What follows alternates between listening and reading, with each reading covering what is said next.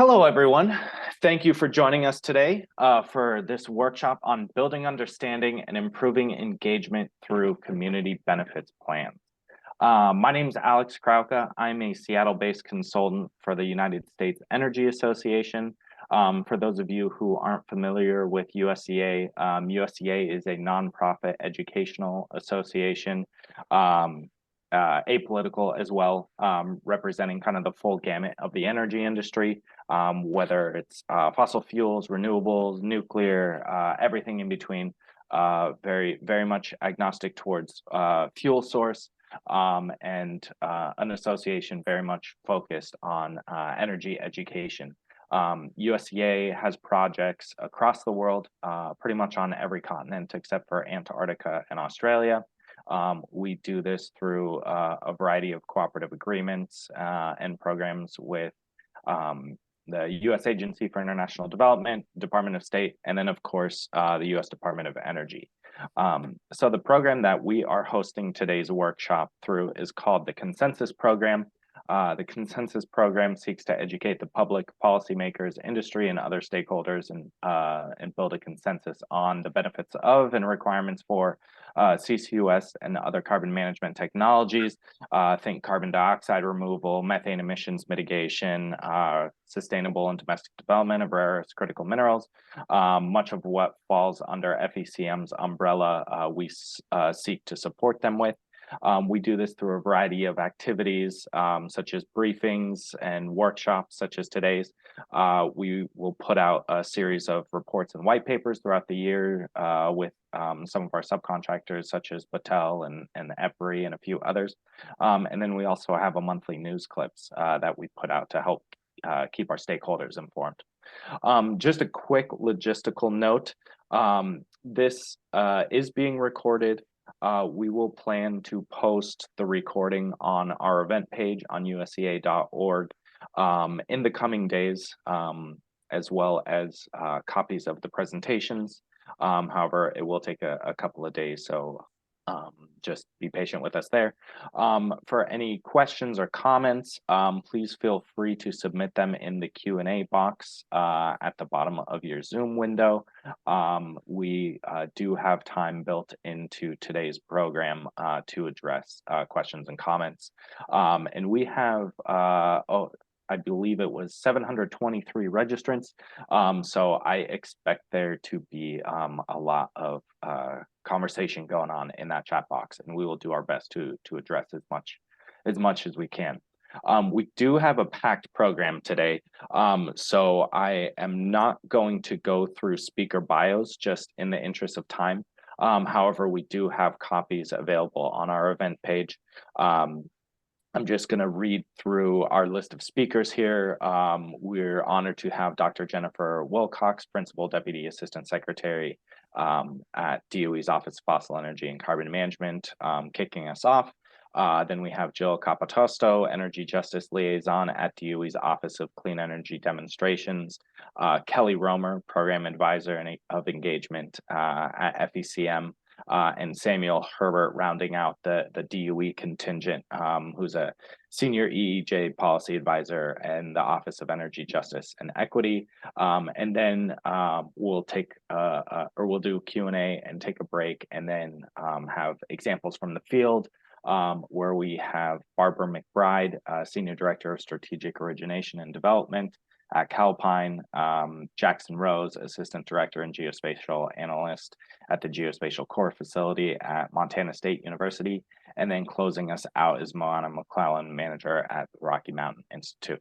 So with that, I'm going to pass it over to a recently named Time 100 Sustainability, Dr. Jennifer Wilcox, again, Principal Deputy Assistant Secretary at DOE's Office of Fossil Energy. So Jen, the floor is yours. Great. Thank you so much, Alex. Can you see my slideshow? Yes, okay? All right. we can. All right. Thanks, everybody, for being here today. We're here today to learn more about community benefit plans as part of funding opportunity announcements for carbon management projects at all phases of research, development, deployment, and demonstration, And we'll hear today from the Office of Clean Energy Demonstrations, Fossil Energy and Carbon Management, and the Office of Energy Justice and Equity to discuss guidance for large-scale deployment, early phase and R&D studies in implementing the Justice 40 initiative. The second half of today's webinar will highlight experience from practitioners who will share insights from engagement efforts, experience working with advisory boards and negotiating community benefits agreements, and recommendations for preparing for meaningful two-way engagement. And so thank you so much for joining us today. And today I'm just going to kind of kick things off from my end to talk a little bit more about the work in FECM. And wanted to start here and looking at this plot, the role of carbon management in achieving net zero. When you see this, what this is looking at is really all of the initiatives that we have to engage in order to meet our net zero greenhouse gas goals by 2050. If you want to dig into this, this was a fact sheet that was released from the White House. What you see here highlighted with the boxes in red is where fossil energy and carbon management plays a role. We're looking at investing in approaches to be able to decarbonize the industrial sectors like cement and steel. We're looking at using CO2 as a chemical feedstock with clean hydrogen to produce synthetic fuels and chemicals, which releases our dependence on crude oil and natural gas to serve as those feedstocks. We're also doing work in building out the geologic capacity of deep injection of CO2 in the subsurface. And then finally recognizing that to achieve net zero, we also need to be able to take CO2 out of the accumulated pool in the atmosphere, a very different tool from capturing CO2 at point source. Think of capturing CO2 at point sources as a tool to decarbonizing the energy that's required of a given process. Where here, it's more of a climate tool. It's recognizing that carbon dioxide removal is the tool that's going to be required to help us with counterbalancing truly hard to decarbonize sectors, whether it be agriculture, whether it be parts of transportation like aviation or long haul trucking or shipping. And we're focusing on this in FECM, recognizing that the accumulated CO2 in the atmosphere, a lot of that is actually from the combustion of fossil fuels.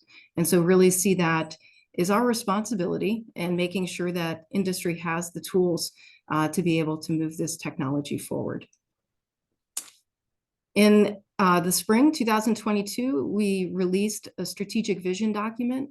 So if you want to learn more about our office, please take a look. Just at a high level, I know today we're mostly talking about carbon management, but our office also invests in the work associated with resource sustainability, how we're getting energy resources and how we can invest in a way to minimize climate and environmental impacts of energy resources.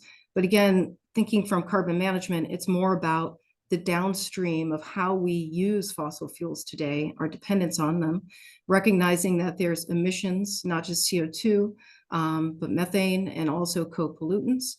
And as this persists, as our dependence persists, how can we make sure that we have the tools to minimize the environmental and climate impacts of them? When you look at the funding that we have, a huge, significant pulse of funding through the bipartisan infrastructure law. And there's two important pieces of legislation. There's the bipartisan infrastructure law, but there's also the Inflation Reduction Act. They're very unique. The bipartisan infrastructure law is really investments to build out the capital, oftentimes first of a kind demonstrations, which are always going to be expensive. And the Inflation Reduction Act is different. It's also providing incentives, but it's more of the tax credits that can be coupled to the infrastructure law investments. And it's our hope too that these first of a kind demonstrations that you see through the bipartisan infrastructure law, they lead to nth of a kind demonstrations that become more economic from these initial investments where we learn by doing, moving down the cost curve, and hopefully the private sector, even opportunities in the loan programs office can kind of take the investments the rest of the way through further demonstration and wide-scale deployment. When we look at the infrastructure law funding, the Department of Energy has roughly $62 billion of funding to build out first-of-a-kind infrastructure. And then when you think about the carbon management part, it's about $12 billion to spend over the next 5 years. We have funding to expand the transportation of CO2. Today, we have about 5,000 miles of CO2 pipeline. We have the capacity through funding to double that. We have $3.5 billion to spend in creating 4 direct air capture hubs, each able to scale to 1 million tons of CO2 removal per year. We have roughly $2.5 billion to build out the geologic capacity of CO2 deep underground. And we have also funding for integrated carbon capture storage projects. And then finally, hydrogen hubs is also another opportunity that we have. When you think about the dollars that are going out the door through the bipartisan infrastructure law, each one of these, it's required to have a community benefits plan. And the community benefits plans, which you're going to hear a lot more about today, but just at a high level, really it's about advancing equity and justice for communities. The only way for these investments to be sustainable for the long-term, first-of-a-kind demonstrations through deployment is if it comes with taking care of people for the long term. And so that's really what we're trying to build out in these benefits plans. 4 key components: community and stakeholder engagement, diversity, equity, inclusion, and accessibility, the Justice 40 initiative, and then also having a work plan and quality jobs. We recruited actually a social scientist in my first year here at DOE and helped to develop some of the guidance documents for applicants. We know that applicants are very good about submitting robust proposals where the technology is de-risked, but not so much understanding of the social science aspects and the critical role that taking care of communities is going to play as we look at dollars going out the door. And so if you want to learn more too, even after this webinar, you can see there's a link here to learn more about FECM and what we're doing. In terms of the role of carbon dioxide removal, I just wanted to put this out in this group. It's confusing. There's a lot of technologies and approaches under the broader carbon management umbrella. And carbon dioxide removal is one of those. We want to make sure that everybody's thinking about carbon dioxide removal, and it's a critical tool in this very tough climate math that we have in order to achieve net zero. But we want to make sure that we're all thinking about it responsibly. This is not something that's going to replace avoiding emissions in the first place. We need to prioritize deep decarbonization. We need to prioritize avoiding the emissions of CO2 from ever entering the atmosphere.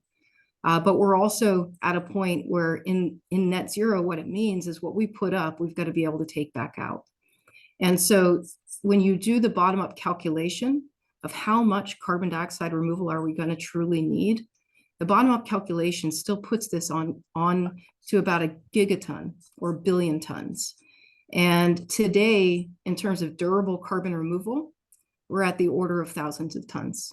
And so we need to somehow scale up from thousands to millions to billions in less than 3 decades. Now we're looking at about 25 years. And so to be able to scale up so that this tool is there in time, we need to invest in this technology in parallel to all of the other things to achieve deep decarbonization combined with the scale up of removal. But it's important that we think about this in a responsible way. Want to talk briefly too about DOE's experience in researching and testing CO2 storage. We have about 2 decades of expertise in building these tools, disseminating the tools, and making sure that we can put CO2 underground safely and reliably. We have a 4-phased process. This is our Carbon Safe program, where we walk applicants through the beginning, characterization of a reservoir, all the way through phase 4, which is essentially that step where you have a Class 6 permit and are actively injecting CO2 in the subsurface. But there's these different phases, that we are shepherding applicants through this process and practitioners through this process. And there are points along this process that you may have a go, no-go process to make. And so it's just important, to understand what this looks like, and that also this is the framework that we're using to build out the capacity. In the slide I showed earlier, $2.5 billion for the research, the validation, the testing of CO2 injection in the subsurface. And we're hoping that we're going to be getting from millions of tons of CO2 injection per year of dedicated storage of CO2 to up to 65 million tons of injection per year in 2030. And then by 2035, 100 million tons of CO2 injection per year.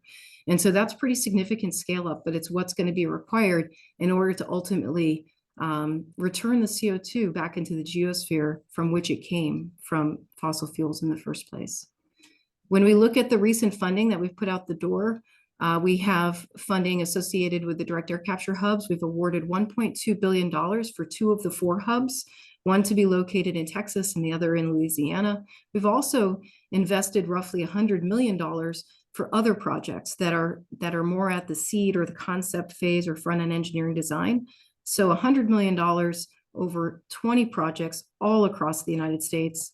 This gives you a sense of the regional nature of those investments across the United States, meeting the industry where they're at today in terms of carbon dioxide removal and direct air capture, and recognizing that these are structures to be placed outside. And so making sure that we are being able to test these technologies in different humidity, temperature environments across the United States. When you look at our investments more broadly, so this is a list of pretty much everything. All of the carbon safe projects, again, at these different phases, phase 2 versus phase 3, the direct air capture hub opportunities, front-end engineering design, studies associated with cement decarbonization, chemicals and fuels, and then also the power sector, and also some of the pipelines that are already in place, and even some that are proposed through the CFIA project. So excited about this webinar today to learn more about all of our work and to look at these regions really carefully in figuring out how can we really get the voice of the communities in these projects, and that we're getting an understanding of what are the concerns of communities and how can we make sure that the benefits at the end of the day lead to taking care and benefiting the communities directly. If you want to learn more about FECM, here are some resources for you. And I'll hand it back to Alex. And thanks again for including me here today.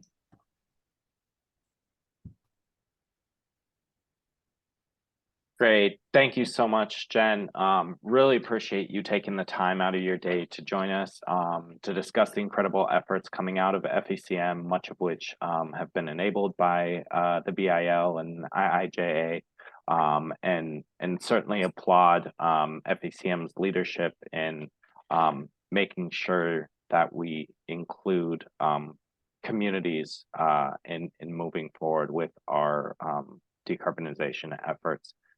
Something that hasn't always been done or considered, and so it's high time that we do this, and great seeing you lead the way. So thank you for that. Next up, we have Jill Capitosto, Energy Justice Liaison from DOE's Office of Clean Energy Demonstrations, to discuss community benefit plans for large demonstration projects. With that, Jill, I see that you are starting to share your screen.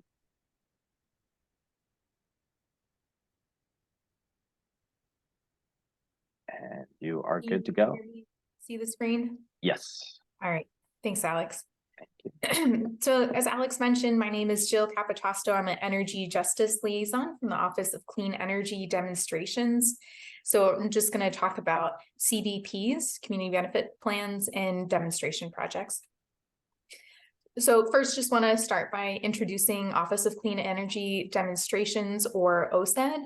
Our mission is to deliver clean energy technology demonstration projects at scale in partnership with the private sector to accelerate deployment, market adoption, and importantly, the equitable transition to a decarbonized energy system.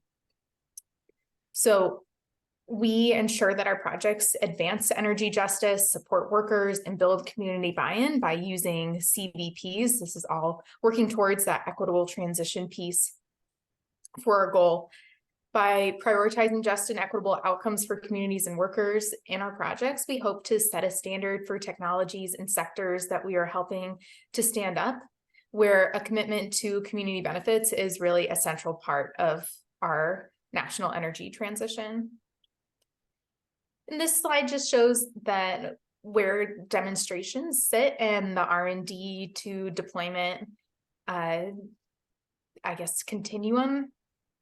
So we're really looking at full-scale demonstrations and commercial scale demonstrations of relatively high technological readiness level projects, and looking really to reduce that market risk with technologies that have been proven out in the lab. Our office was started with funding from the Bipartisan Infrastructure Law, and we got more funding with the Inflation Reduction Act, covering a bunch of different areas, including $7 billion for carbon management, and that includes direct air capture hubs, as well as carbon capture pilot and demonstration projects that are more point source. In the next few slides, I'll briefly go over the components of community benefits plans. In addition to helping ensure that the benefits and burdens of our clean energy transition are shared equitably, CBPs can also be a helpful tool for reducing project risk, including the risk of public opposition and workforce risks. And that's really made possible through the efforts and the focus that we are putting on community and labor engagement to try and understand and align with community needs and concerns. There's also a focus on diversity, equity, inclusion, and accessibility to make sure that the benefits of these investments are shared equitably across all groups. Focus on investing in the American workforce to create quality jobs and workforce development as these new areas are scaling up. And then Justice 40 initiative, which is following the executive order that directs 40% of benefits of these investments to go to disadvantaged communities. So really looking at sharing benefits, maximizing those benefits, and minimizing burdens. This first slide is looking at the community and labor engagement pillar of CBPs. So a strong engagement section will describe plans to engage impacted community members, especially members of disadvantaged communities or groups that are directly impacted by a project, in a way that allows them to shape project decisions or characteristics. Community and workforce agreements are really important tools that developers can use to align projects with the needs, priorities, and concerns of impacted communities and workers. So this includes any kind of legally enforceable agreement like a project labor agreement, a collective bargaining agreement, or community benefits agreement. Strong engagement can also include establishing community advisory boards or having community or workforce organizations included as members of project teams. Ultimately, what we're looking to see is an alignment with the needs and priorities of impacted communities and workers, incorporation of their knowledge, and accountability to these groups. Investing in the America workforce pillar is looking at having strong plans for attracting, training, and retaining a skilled workforce with quality jobs and good workforce development opportunities.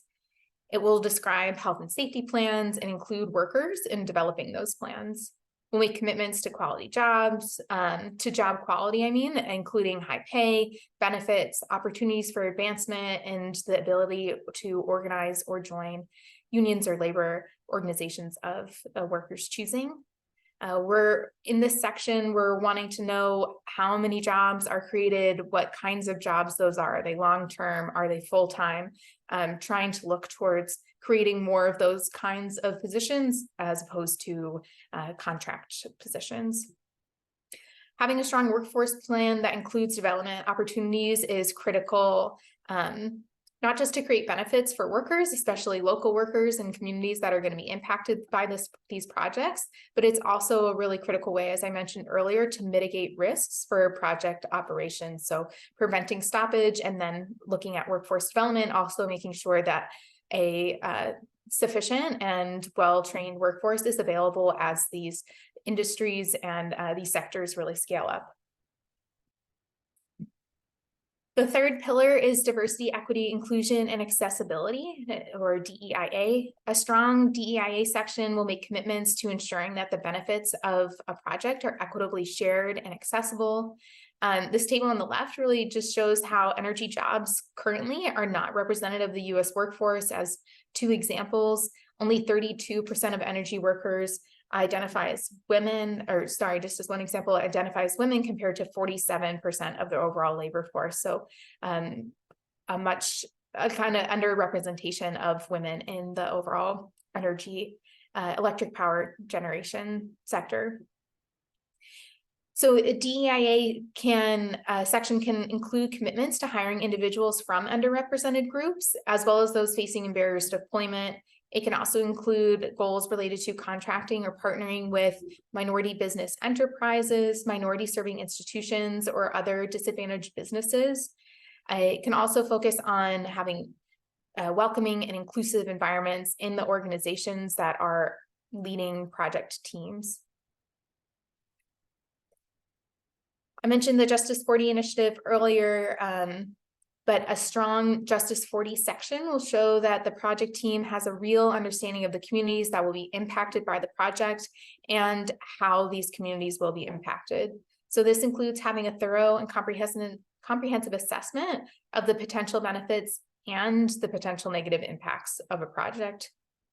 Understanding these impacts, both the benefits and the burdens, can really only happen with a good understanding of the burdens that are already being faced in communities. So we do really want to have an understanding from applicants of the places where they are applying to build their projects.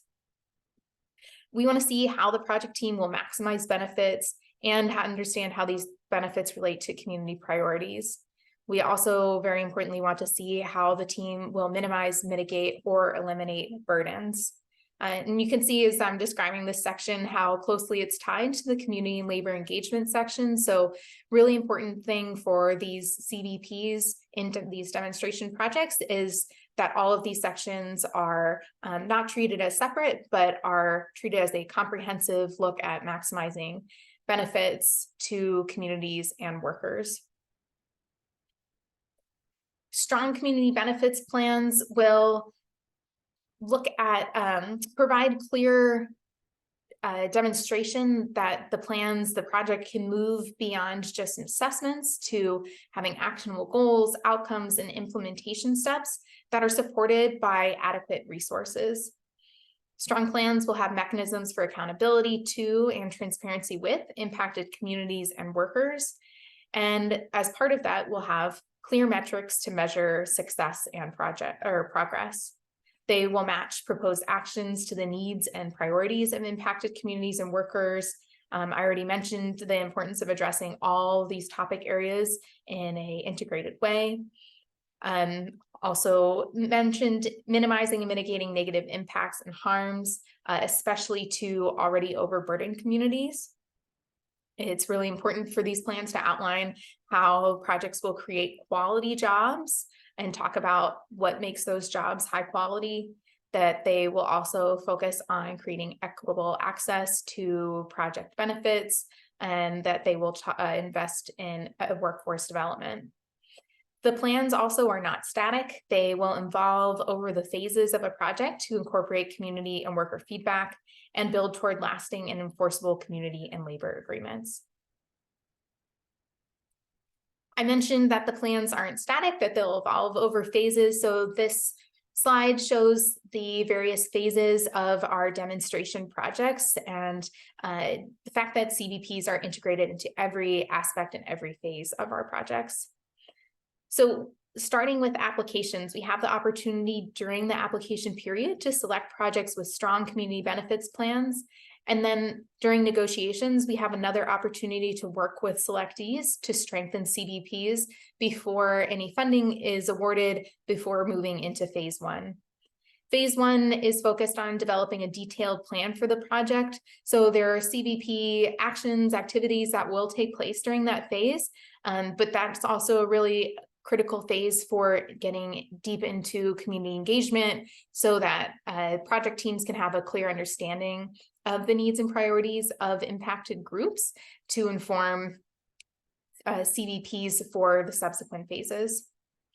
We're going to be checking in with project teams frequently throughout all of these phases to monitor progress, to troubleshoot, make sure that they're delivering on their CBP goals as we've set them during the negotiations period, so that when we get to these go, no go periods in between each of our phases, we can make sure that the projects are set for success to move to the next phase. So those go, no go periods are times where we will take stock of what's been accomplished or not accomplished in the previous phase to see if the project is living up to the expectations that we've jointly set as DOE, OSED, and with our project teams before providing that next phase of funding. So that's an opportunity for accountability and for really revisiting plans to make sure that they are adequate for the subsequent phases.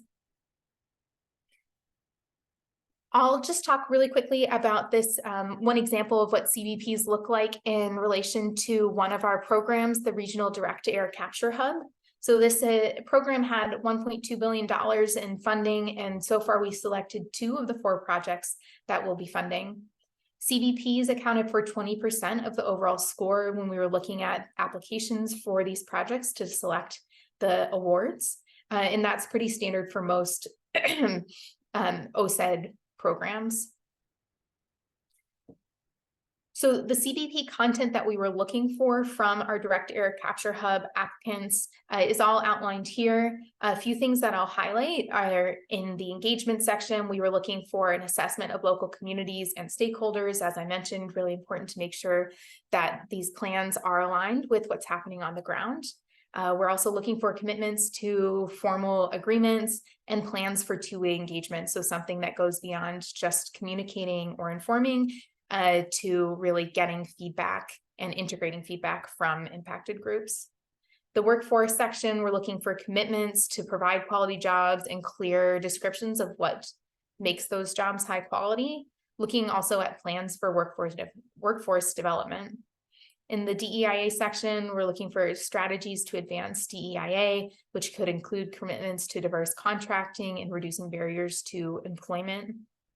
And Justice 40, looking at assessments of benefits and negative impacts and where they flow. All of these sections need to describe the resources that are going to be allocated to fulfill these commitments. And then when we look at the merit review criteria for our Direct Air Capture hubs, we have some that are related to the overall approach as well as to each of the 4 pillars. So these are the criteria that we used to assess our applications, looking for whether or not they had enforceable agreements and sufficient resources, looking at how well integrated the CBP is, looking at how robust the engagement plans are, if there are communities and workers as partners, and how well they met some of the goals I outlined in the previous slide. One thing that we're really excited about that's going to be connected to our Direct Air Capture Hubs program that goes above and beyond, but is closely supported or will be closely supporting the community benefits plan, is something that we're called the shared principles for community collaboration. So this is something that we are developing to facilitate 3-way engagement between the community, the awardee, and our office, OSED, that will last throughout the life of the program. The purpose of this shared principles for community collaboration approach is to foster common understanding among these 3 groups, to reduce the likelihood for conflicts, and to support productive project outcomes. So we really see this process as something that happens alongside the engagement that is outlined in a community benefits plans, with the hope that by convening all of these groups together, we can collectively develop priorities and agree upon expectations for engagement that will allow us to identify and address community concerns, create a deeper sense of ownership, and help create best practices for projects. One of the key pieces of this approach is a participatory technology assessment. So this assessment is something that brings all of these groups together in a various participatory fora to allow diverse stakeholder groups, so communities, workers, to interact with experts in order to integrate public dialogue into science policy discussions. So there are going to be 3 phases that will include stakeholder issues framing, deliberative dialogue, and results integration. So that would be bringing communities and workers to the table to understand what issues they are associating with a carbon management project. Having a clear, open dialogue where their concerns are addressed, where they have all the information that they need in relation to their concerns, and then taking the results of all of those dialogues and integrating that into the set of shared principles, into a clear vision for next steps, into rules for engagement. So this process will take up to a year, and it will include a mix of large and small workshops from different groups. And then, as I mentioned, be something that will complement community benefits plans and help make that engagement stronger. We have a bunch of resources to support applicants, support projects, support communities as they're thinking about community benefits plans. So have those all linked here, with some more links for other OSED resources on this slide. Happy to answer questions, but thank you for your time, and I'll turn it back over to Alex. Great, thank you so much, Jill. We have had a couple of questions come in. However, just due to time, we're going to hold off on answering those until the Q&A period. I do want to mention one thing. One person asked if the slides will be shared, and I just want to reiterate that we will be sharing the recording of today's workshop, as well as copies of the slides on our event page. I will enter into the chat the URL for that in just a moment. So with that, I'm going to pass it over to Dr. Kelly Romer, Program Advisor in Engagement at FECM, to discuss community benefit plans for R&D in the early phase. Thank you, Alex. Can you see my slides? Yes. Okay, perfect. Like Alex said, my name is Kelly Romer, and I'm a social scientist in the Office of Fossil Energy and Carbon Management, and my work supports the implementation of community benefit plans and the framework into the carbon management funding opportunities. So I'm grateful today to be here. Thank you for tuning in, and to be joined by my DOE colleagues on this panel to talk through CBP guidance for carbon management projects across different stages of project development and deployment. So Jill spoke to the Office of Clean Energy Demonstrations guidance and process for large-scale demonstration projects. Samuel is going to speak to Justice 40 initiative and implementation and community benefits plans. And I'm going to focus on what community benefit plans, what the guidance looks like for research and development projects, specifically R&D at the bench scale, or projects that might be site specific and may advance to commercialization in the future. But during the project phase, they are focused on feasibility and analysis. So in her opening remarks, Dr. Wilcox highlighted 3 important points that I'd like to emphasize here. One is the potential of carbon management technologies to support a broad portfolio of clean energy solutions necessary to meet net zero emissions goals. 2, the breadth of federal investment available to deploy carbon management. And critically, she stressed the importance of early and meaningful engagement in how these projects are built. So it's important here to recognize the concerns that environmental justice groups and communities have raised about the deployment of carbon management projects, from carbon capture, transport and storage, and direct air capture. And one major effort to institutionalize and ensure responsible deployment practices throughout the project life cycle, from pre-feasibility to construction, is through this community benefits plan framework. Community benefit plans aim to ensure that the projects that receive public funding create tangible benefits to communities and workers where they're located. So let's get started. Jill already did a nice job of walking through the 4 priorities and the elements of a community benefits plans that are organized around community and labor engagement, good jobs and workforce continuity, diversity, equity, inclusion, and accessibility, as well as Justice 40 implementation. Ultimately, strong community benefit plans will be aligned with the needs and priorities of the communities and include mechanisms for accountability to and transparency with impacted communities. And these plans will demonstrate a process that will lead to the creation of high quality jobs, investing in workforce development, and ensuring equitable access to both the jobs and other economic opportunities. With that in mind, a common question that we get is, what happens if my project is early TRL or early technology readiness level?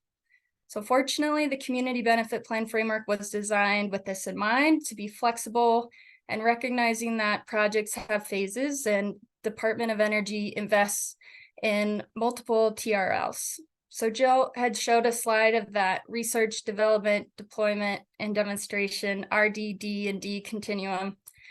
And FECM funds projects across this continuum. And I'm really going to focus my remarks today on what the CBP activities might look like at these lower TRLs. Specifically, I'm going to focus on 2 project types, including bench scale, applied research and experiments, and R&D that may advance to commercialization in the future, but is currently focused on feasibility and analysis.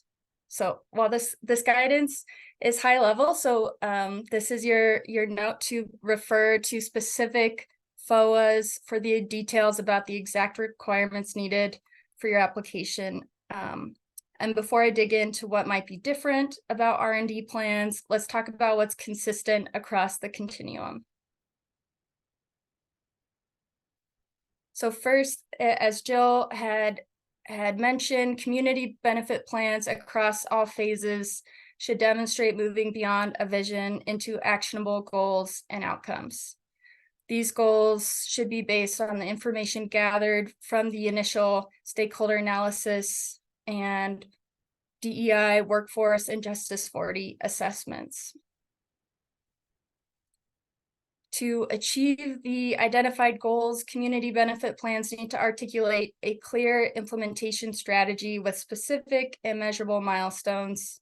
And importantly, plans and budgets need to demonstrate that the proposed activities are realistic and supported by adequate resources, including personnel on the team with the necessary skills and expertise to be successful. So what do community benefit plans look like if you're conducting bench scale applied research, where projects are carried out perhaps by smaller teams at universities or labs? And so in these contexts, R&D CBPs emphasize 3 sections: energy equity, workforce, and diversity, equity, inclusion, and accessibility.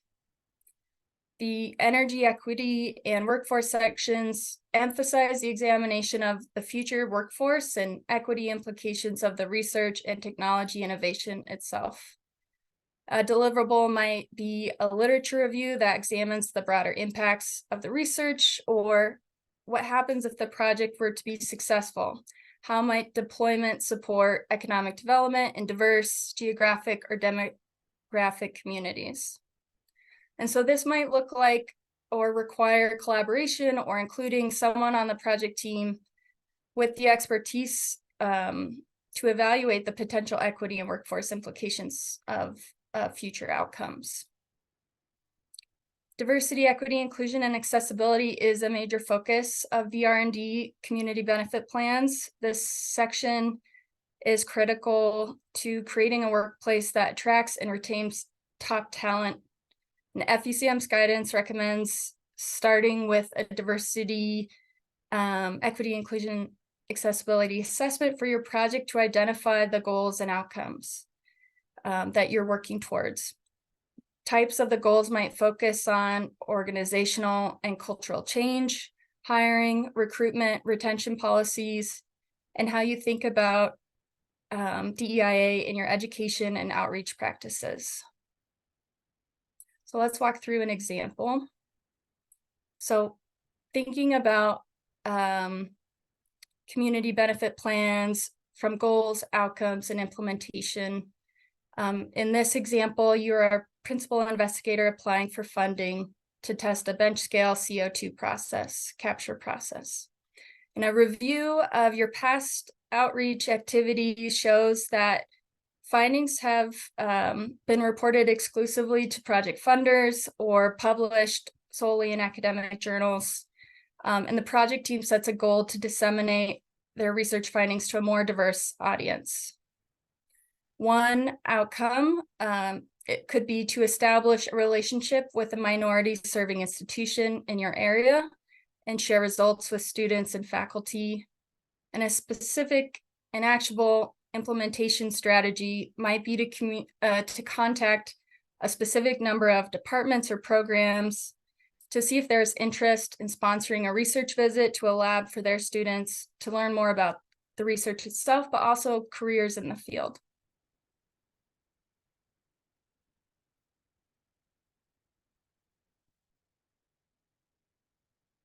So now let's consider another set of R&D projects that may advance to commercialization in the future, but are focused on feasibility and analyses.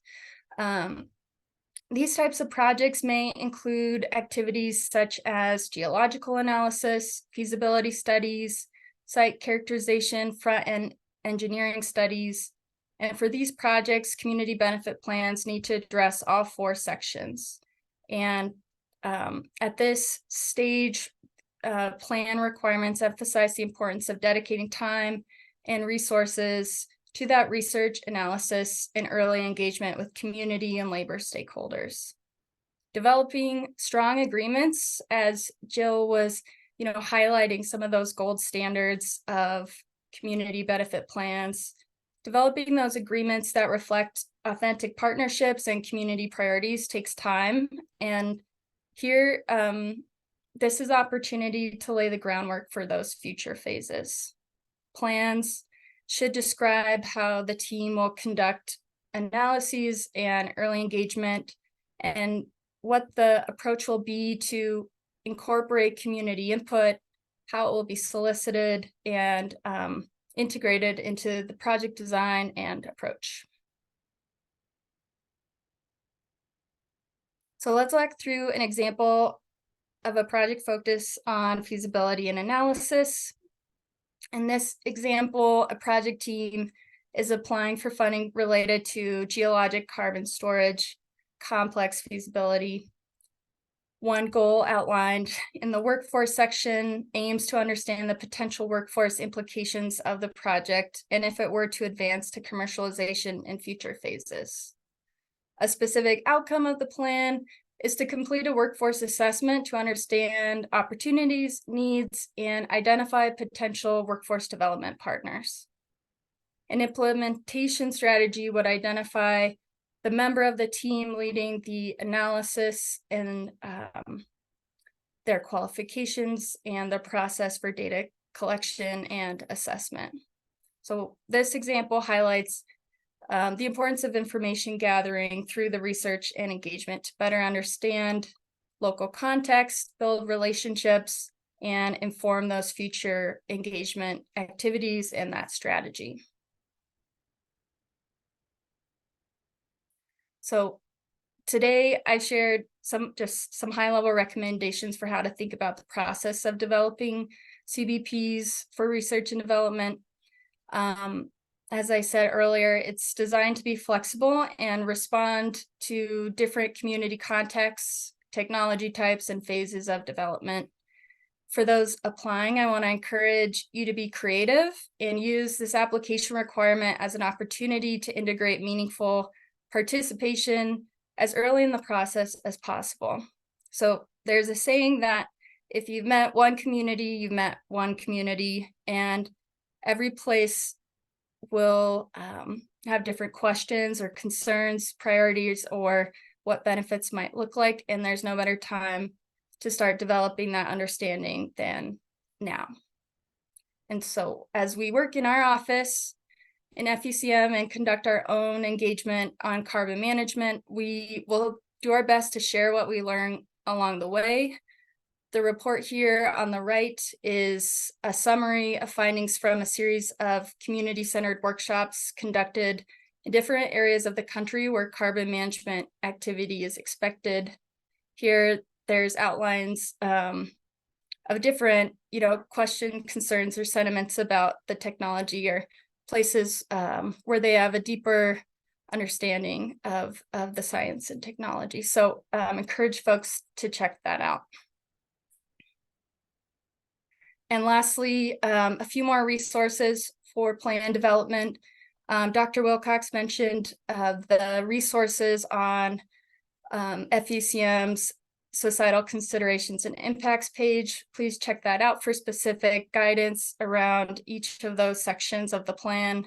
The About page on DOE, and with specific guidance around community benefit agreements. So with that, I'll conclude, and I'm excited to learn more from Samuel about Justice 40 and implementation, and also from the practitioners in the next panel who will provide some concrete examples from the field. Thank you. Great. Thank you so much, Kelly. Again, just to reiterate from earlier, we're going to hold off on questions till after Samuel's presentation. And then the recordings and presentations will be posted to our event page, which I have just entered into the chat. So with that, I'm going to share the floor or cede the floor to Samuel Herbert from the Office of Energy, Justice, and Equity to discuss Justice 40 and community benefits plans. Samuel, I believe I am sharing your presentation. So if you can just confirm. Great. Yep. Can you hear me, Alex? I can. Great. And it's in the correct view. You can't see the notes. Is that correct? Unfortunately, I'm blind, so I You- actually can't see. sorry. So It's Sorry, a question for presenter Kelly. view right now. It is presenter. Okay. Mhm. The switch.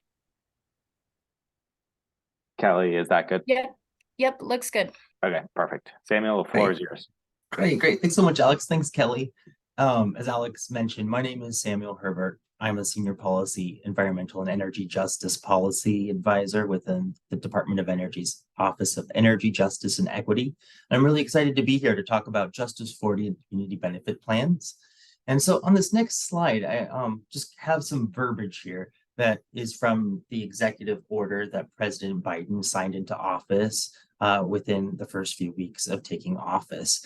And he talked about ensuring that 40% of certain federal investments are flowing directly or indirectly to disadvantaged communities. And we'll talk a little bit more about what a disadvantaged community is and how you can find out where they are.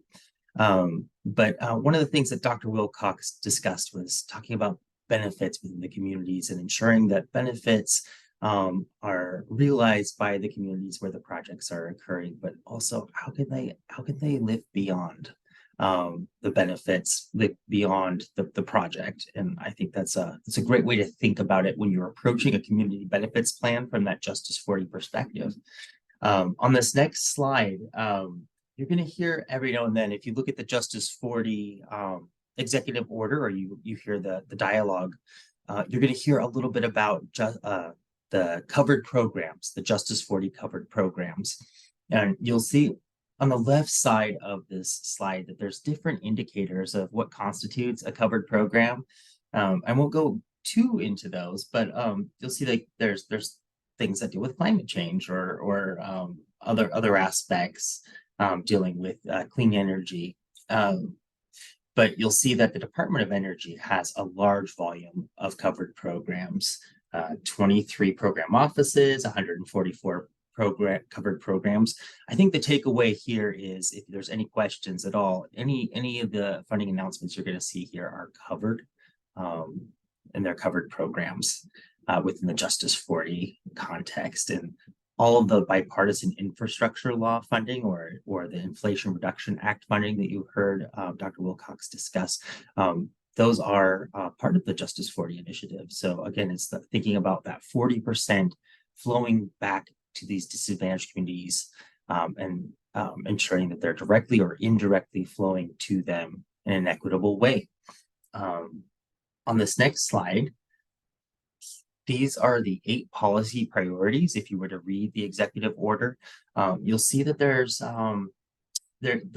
definitely the priority for addressing environmental burden and energy burden, and creating quality jobs and equitable access to the jobs and to the technologies. And so energy democracy, parity within the clean energy transition. And so why it's important to see these 8 policy priorities is because when you're drafting your community benefits plans later, you need to speak to those different priorities and how your application is addressing them, especially when you're doing the community benefits plans portion in the 4 different areas. So on this next slide here, I'm going to talk a little bit about disadvantaged communities and how you can identify where they are. You're going to hear disadvantaged communities as a term that is used in the context of the Justice 40 initiative. The White House has what is called the Climate and Economic Justice Screening Tool.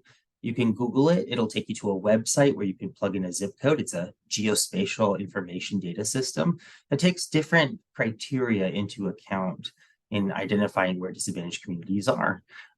They can be location-based, as depicted in the CGEST tool, or it can also be a population who holds certain commonly held conditions or burdens.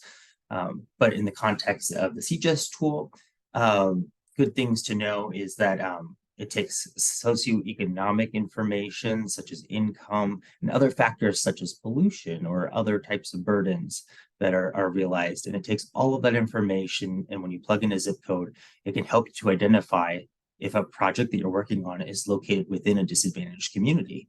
And therefore you can determine whether or not some of those benefits are going to be realized or how they can directly or indirectly to those communities.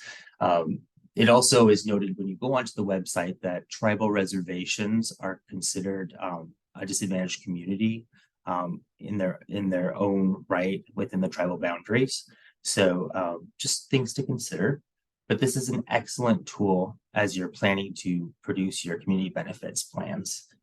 On this next slide, one of the things that I think is really important to consider, and this is a little fresher for a lot of folks within the Department of Energy who have done some stakeholder engagements in the form of travel to different sites, including in the Texas and Louisiana areas. But just when you're approaching a community benefits plan, I think Kelly discussed kind of like when you go to a community, each community is so different. What is their lived experiences?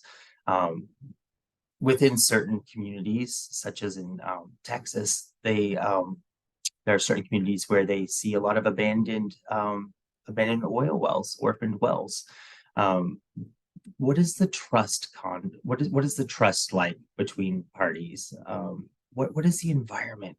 What are the concerns of the communities? And I think that's definitely part of why engagement with communities is so important, but also doing your research and trying to think about what is a benefit for a community? What are their sentiments?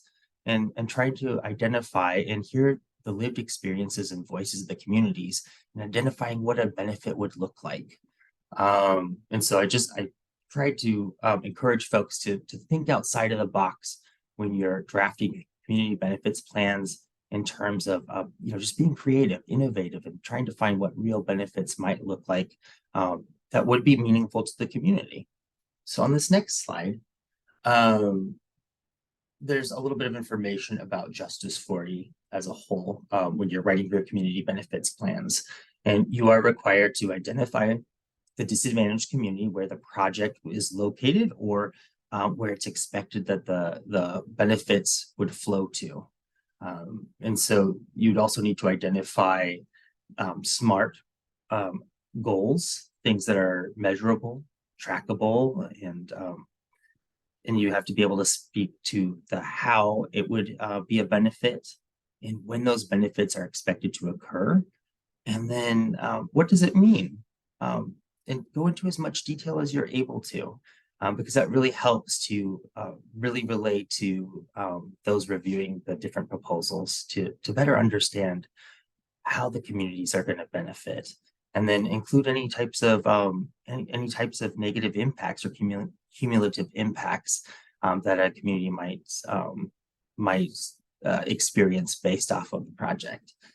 On this next slide, I think that Jill did a great job discussing diversity, equity, inclusion, and accessibility in terms of workforce and how to consider partnering with minority enterprises such as women-owned businesses, veteran-owned businesses, and minority-owned businesses, and different types of partnerships with different apprenticeship programs and different resources to ensure that the workforce looks like the community that it's serving and is more representative of all of America.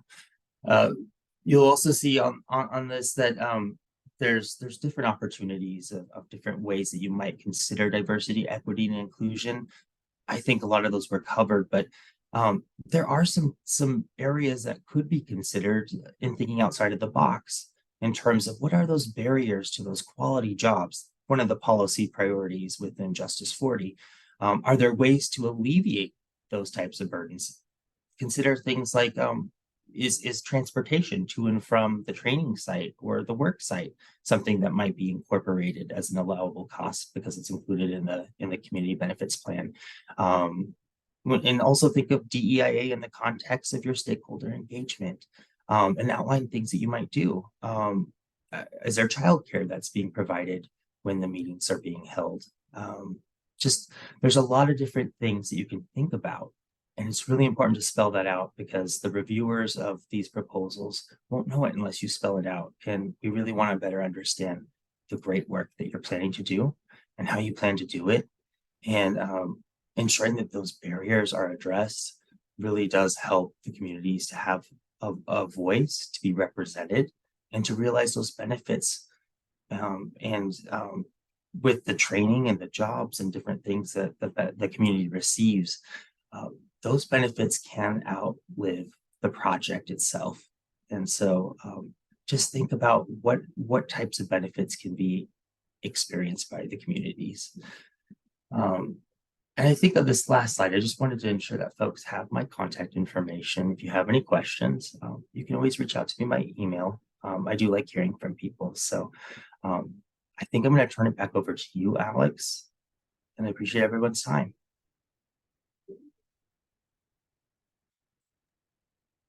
Great. Thank you so much, Samuel. Really appreciate you as well as Kelly and Jill and Jen taking the time to present today.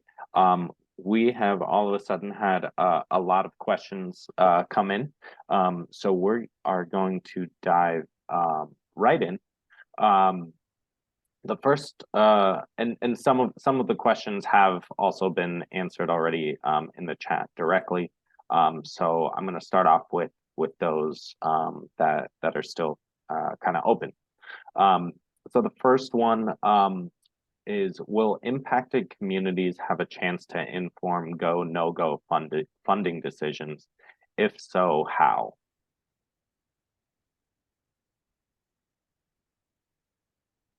Joe, would you like to speak to the three-way engagement? Yeah, thanks, Kelly. So we are having this shared principles for engagement process as a way to try and understand what the priorities and concerns of impacted communities are, and using that information, we can inform some of the go, no go criteria.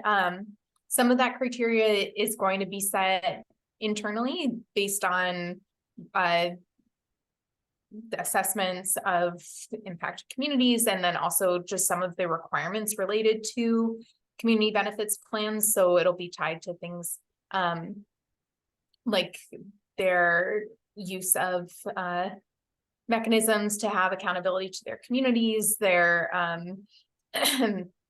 performance on things like clean air, or excuse me, impacts to air pollution.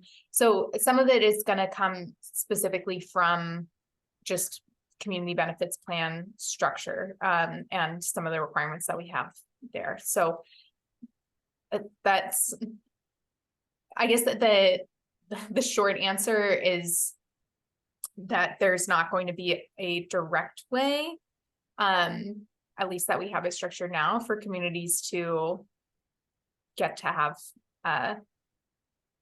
like a specific shaping, I guess, of go no go criteria, but we do want to be in contact with communities that are impacted and have avenues for them to express, you know, concerns or thoughts about projects. So certainly would want any impacted community to be reaching out to DOE, to OSED about concerns, so that we can address those, whether that's through go no go criteria or through ideally more kind of in real time engagement with the project teams. Perfect. One, and I can add just a few things from FECM's perspective. Similarly to OSED, the phase design of the projects is intentional, both from the science and development perspective and also from the community benefits plan perspective. So in order to apply for those next phases of funding, applicants must demonstrate successful implementation of their community benefit plan requirements. And secondly, to support and assure, implementation of community benefits plans, FECM is developing an assistance and validation, or it's implementing an assistance and validation process where project teams, after the award is made, will meet with a DOE team to validate the community benefits plans, finalize those specific milestones and metrics for evaluating progress towards community benefit plan goals. And there'll be 3 reviews throughout the project period just to monitor progress and ensure successful implementation of the community benefits plan. So those will be evaluated throughout the life cycle of a project funding period. Great, thank you both. Next question, can you discuss kind of how DOE is providing guidance or standards for how hubs are to assess negative and positive impacts in their geographic distribution?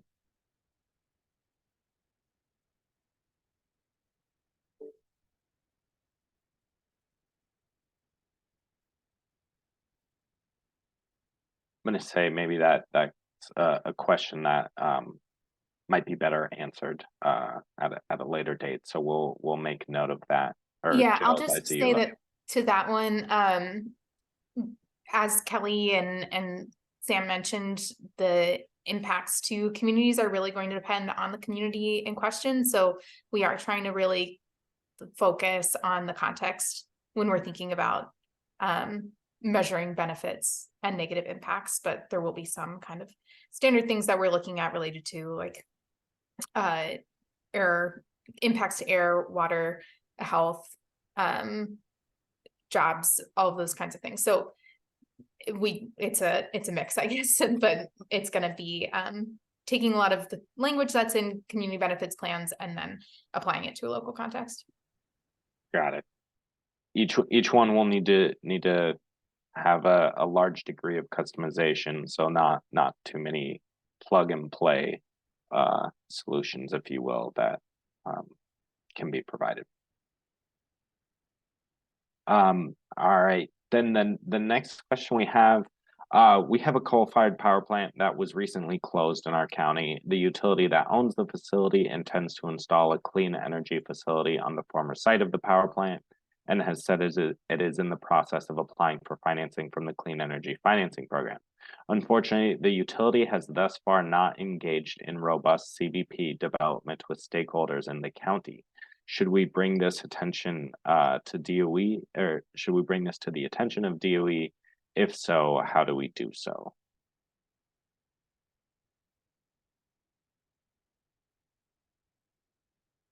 I think for project specific questions, we can follow up with I'll type in my email and we can really make sure that we are talking about the right project, and if it's in a selection process or if it's been awarded yet, that will determine whether project activities have begun yet. So Got it. Thanks, Kelly. Next question, does DOE have ceilings on their expectations for CBPs? For example, we've heard applicants to DOE programs with ambitious CBP budgets have been told their budgets are overdoing it and need not be so high. So that's a interesting question. We'd love to hear the response to that. well, I think I'd love to reframe this question to answer another one too, and maybe we can ask Sam to speak to the types of benefits that that projects could be thinking about, both Justice 40 benefits, but also community benefits that might, be broader than be in addition to the Justice 40 benefits. I wonder if you could speak to that, Sam, from your perspective. Yeah, thanks, Kelly. I think that in terms of the different types of benefits that can be realized with the different communities, I really do think that there is a great space to be innovative. I think that just because perhaps the aim of a project might be regarding carbon management, but they may want a solar panel on a rooftop for their library. There's a certain amount where there is some flexibility in identifying some meaningful ways where the community does benefit, and it does meet the aims of Justice 40. And I think that Justice 40 is fairly broad in terms of, if you read the 8 policy priorities, there's a certain amount that I think justifications can be made for different types of benefits. And again, I think some of those, again, like I mentioned earlier, like transportation to and from a job site, things like that, they may not necessarily be, they don't necessarily have to be a very expensive solution for it to be a good solution or benefit.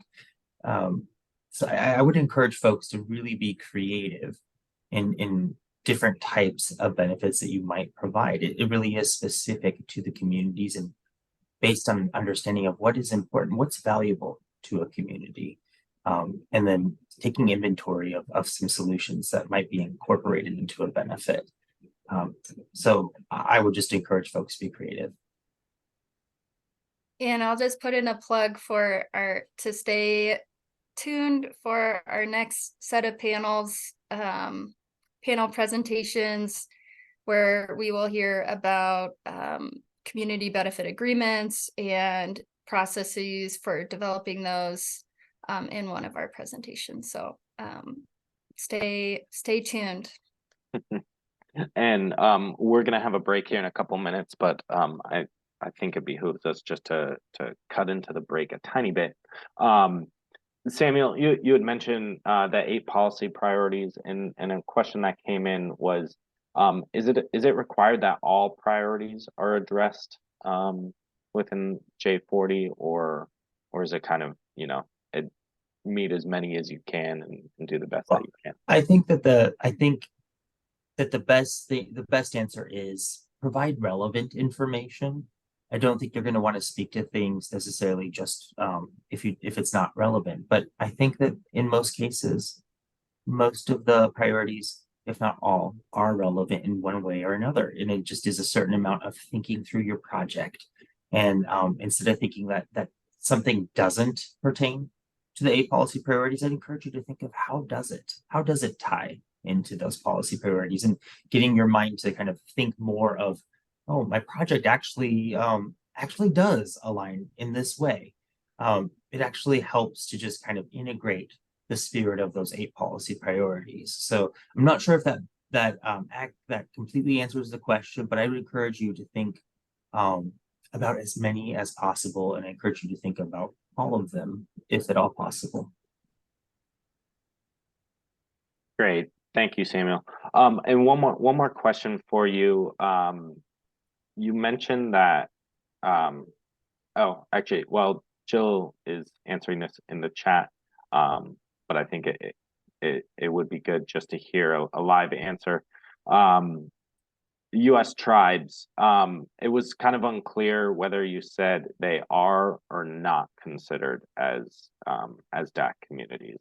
Can you just clarify Sure. if they qualify? Sure. So actually all federally recognized tribal reservation boundaries are included. So the answer is yes. Yes, they do count. Okay, perfect. Thank you for that. We're gonna ask one more question and then head into the break. We've had a lot of great questions come in. So what we plan to do is we will capture all of our questions and then issue kind of a follow-up email to participants after the fact. So with that, the last question for this session, what are the biggest gaps either anticipated or already demonstrated in the CBPs you have seen so far? What kinds of implementation shortfalls should applicants be aware of in their applications, i.e. red flag? Well, I think maybe we can all pitch in on this answer, but I think from some feedback that we get from our reviewers, one of the limitations of some of the plans might be that they don't demonstrate an adequate understanding of the local context or the history with industrial development that might influence, perceptions around the project, and they might not articulate or demonstrate that they have enough resources or staff and capacity dedicated to implementing those plans.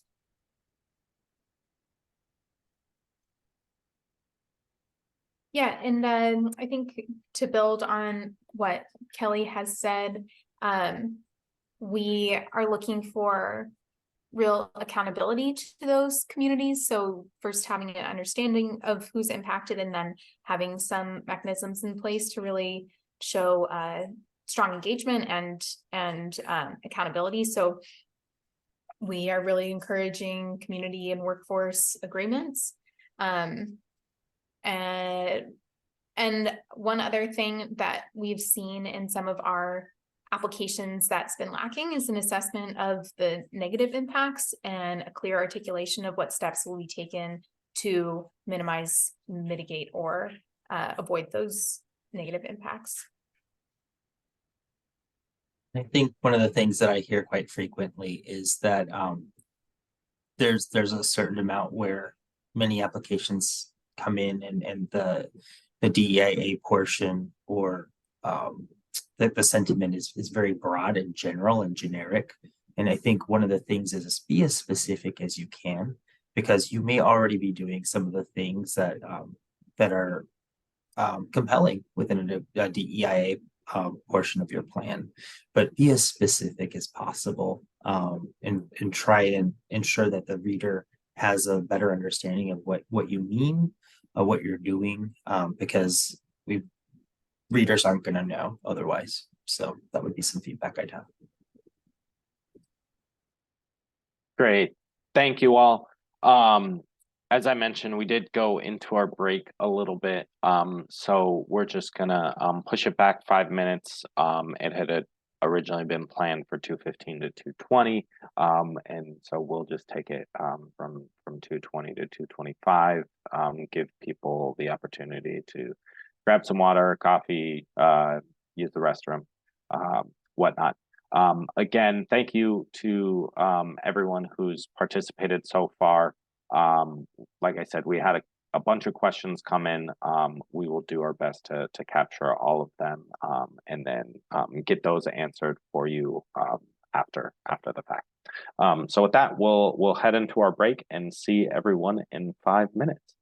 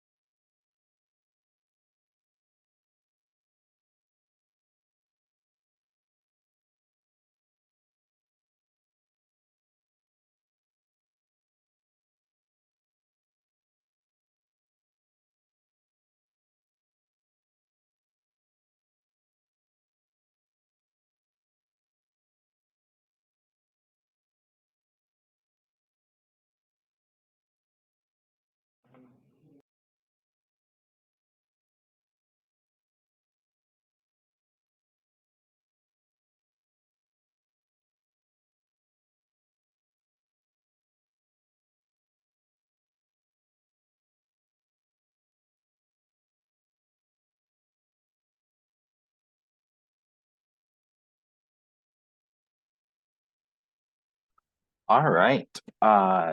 Thank you everyone for staying with us here. Our break has concluded. One of the kind of themes from the last set of presentations regarding community benefits plans was making sure to be creative, thinking kind of outside of the box.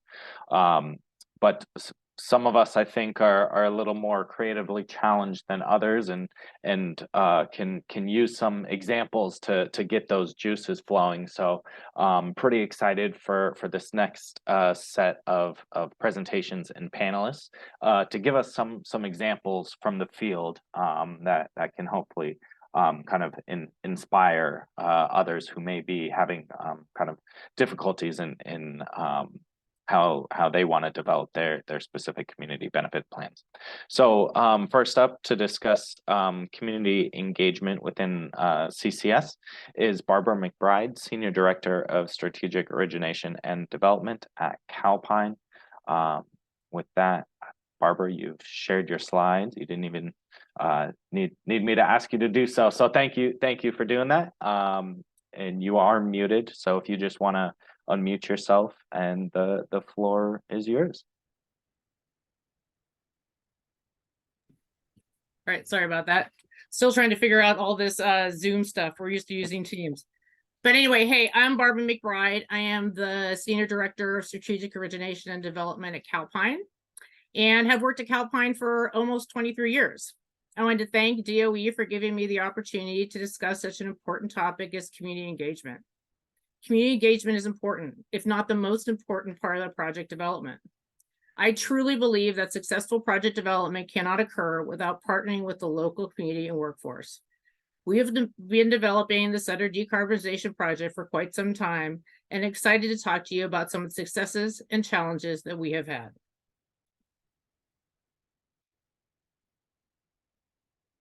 So, there we go. Since Calpine's founding nearly 40 years ago, environmental stewardship has been a core value. We've had a long history of supporting state and federal policies to reduce greenhouse gas emissions and decarbonize the electricity grid. Calpine owns and operates 76 power plants in 23 states, which generates over 26,000 megawatts of electricity. We are the single largest geothermal electric operator in the world. In addition to carbon capture and storage development, Calpine has a significant pipeline of battery storage projects, specifically in California. Currently, we also have 2 CCS pilot projects operating at our Los Bananas Energy Center in Pittsburgh, California. One is with our partner, Blue Planet, which captures carbon dioxide and permanently stores it in lightweight aggregate, which can be used in commercial concrete. The other pilot is Ion Clean Energy, being conducted in partnership with DOE. The learnings from this project, as far as operational experience and emissions data, will be used for our Sutter Decarbonization Project. We also currently have 4 FEED studies for CCS, 2 in Texas and 2 in California. And all in all, Calpine has 11 CCS projects slated for full-scale development to capture over 20 million metric tons of carbon.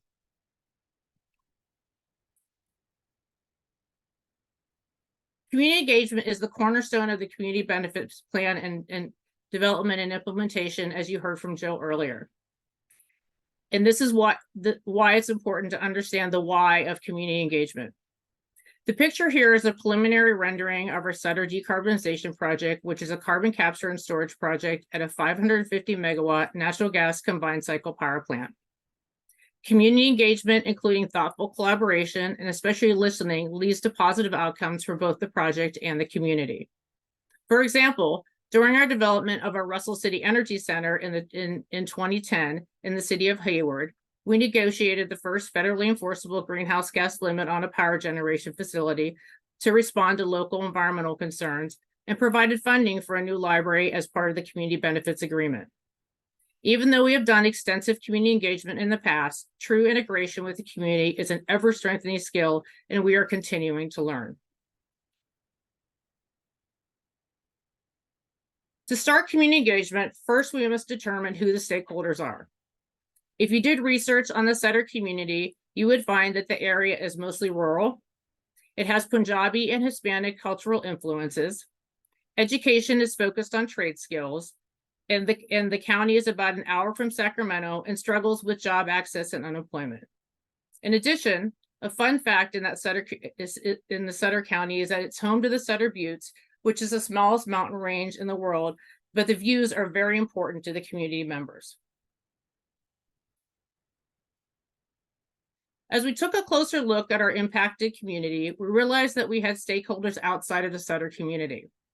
We like to say that this is a Northern California project.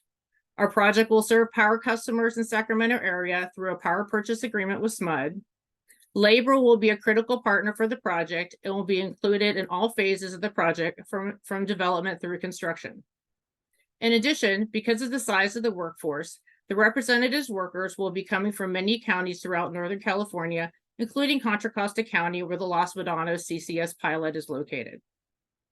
This area is home to Los Medanos College, where we have a long-standing working relationship with their process technology program, which provides operation and maintenance staff to our facilities.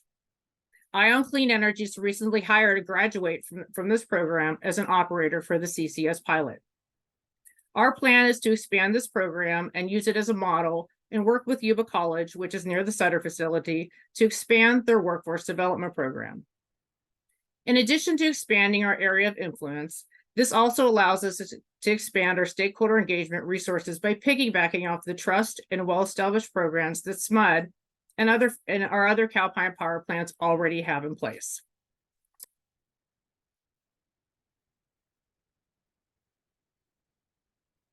Sutter's success is built on a history of community and labor engagement.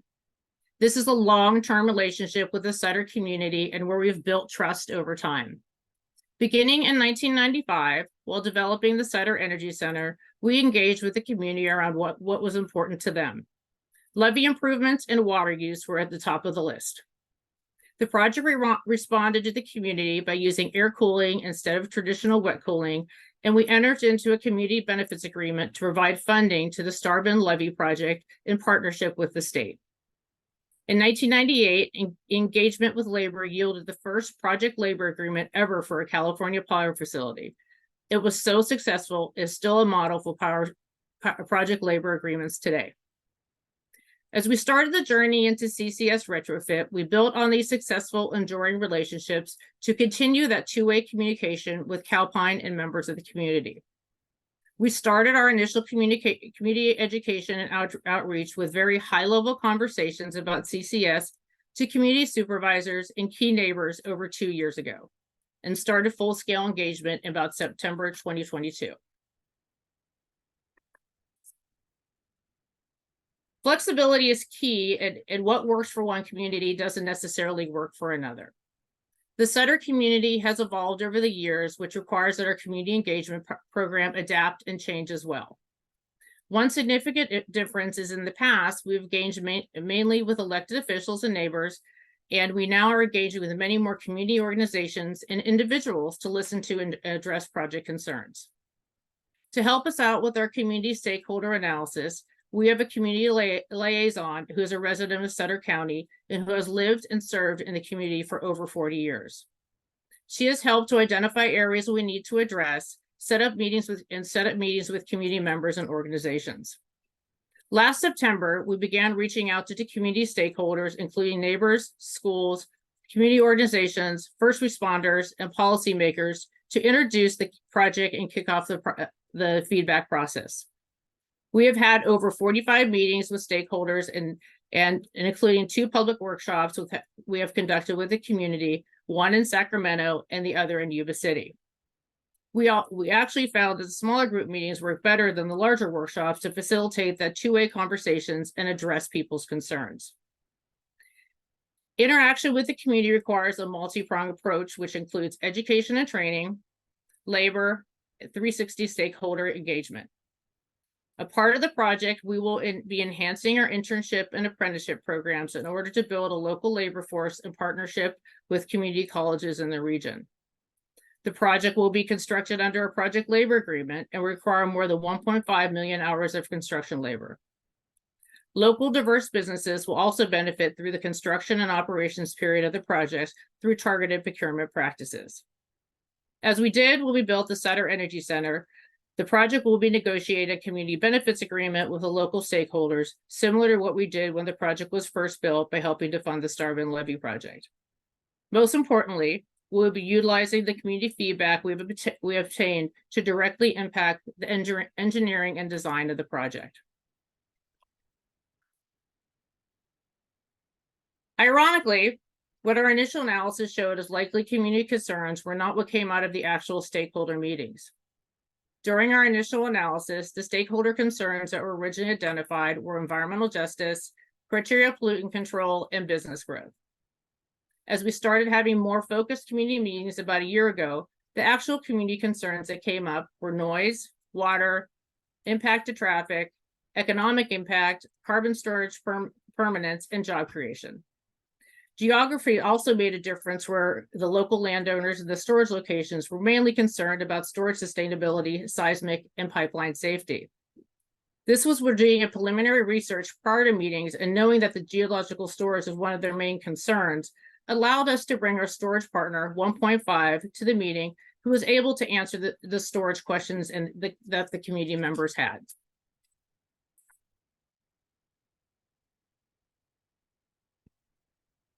The next step after gathering all the information is to integrate all the feedback we received into action. Responses to feedback can be in the form of engineering design changes, additional education and training materials, and implementation of additional community benefits. One of the big concerns of the area was water usage as it was with the original facility design. As a result, Calpine is committed to make the plant air-cooled, so there will be no additional water use as a result of CCS. In addition, engineering controls will be added to reduce noise of the CCS equipment to minimize noise impact. In addition to STEM internships, we also heard that non-STEM focused internships were wanted in the community, so we will be addressing those as well by working with the local community colleges. This will also further expand the opportunity for building a clean energy workforce. As we continue to have these small group and larger group meetings, we will adjust and continue to address concerns as they pop up. A tool that has worked well for us in getting education and information to the community is our CCS website, where we post project updates and information. We also have a quarterly newsletter that we send out. Fact sheets were also developed by Calpine and our partners, ION and 1.5, on targeted issues. These fact sheets include issue-specific information and include contact information to contact the experts by email or phone. These fact sheets are a great tool to provide more information to interested parties, but do not in any way really replace the face-to-face meetings that have that two-way conversations.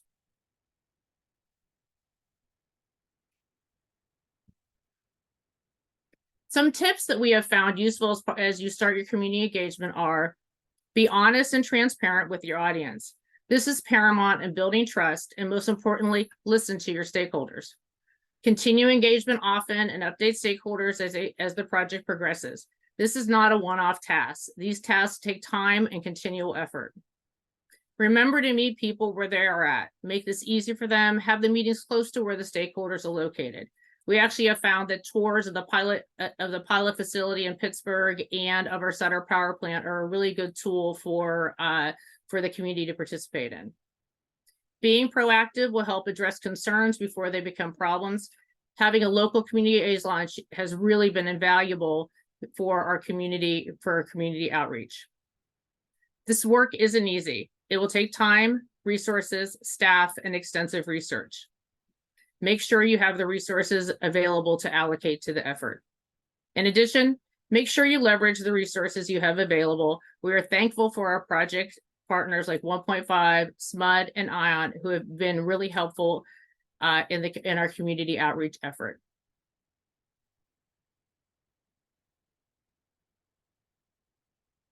As our project continues, we do not expect all the project stakeholders to be supportive, but by keeping the community informed and continuing our informal and formal outreach, we hope that we are setting our project up for success. Thank you so much, and I will look forward to answering questions after the couple other presentations. Thank you. Great. Thank you so much, Barbara. Really appreciate you taking the time to join us today and present on the great work that Calpine's doing. Just to reiterate, we're going to hold off on questions until all of our panelists have gone. So next up, we have Jackson Rose, Assistant Director and Geospatial Analyst at the Geospatial Core Facility at Montana State University, to discuss community benefit agreements in rural mining communities. So Jackson, the floor is yours. Great. Thanks, Alex. Can you hear me okay? Yes. Great.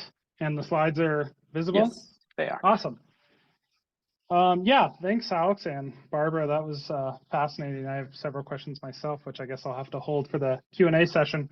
But yeah, my name's Jackson Rose. I'm a faculty member at Montana State University, located in Bozeman, Montana.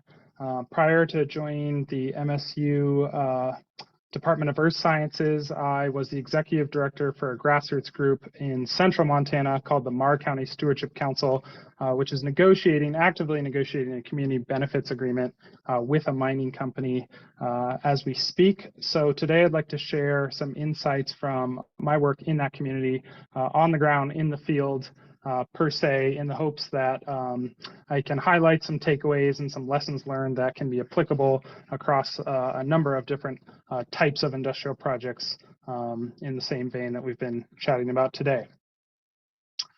So first, just a quick roadmap on what I'll cover here today. So I'm first going to talk about what role community benefit agreements play in the context of mining projects. Then I'll cover some of the challenges that communities face, and specifically drawing from my experience that rural communities face when they're thinking about pursuing a CBA, trying to set up a CBA, and eventually negotiate such an agreement. And then finally, I'll provide some specific takeaways and lessons, like I mentioned, from my time in Marr County, in the hopes of making this a little bit more tangible, and share some initiatives that we have started and that are ongoing that I think will be valuable for this audience. Okay, so first, community benefits agreements and mining projects. I'll be calling these CBAs throughout the presentation. So CBAs have a pretty long history and are widely used, especially in Australia and Canada in terms of mining projects. So they're not new.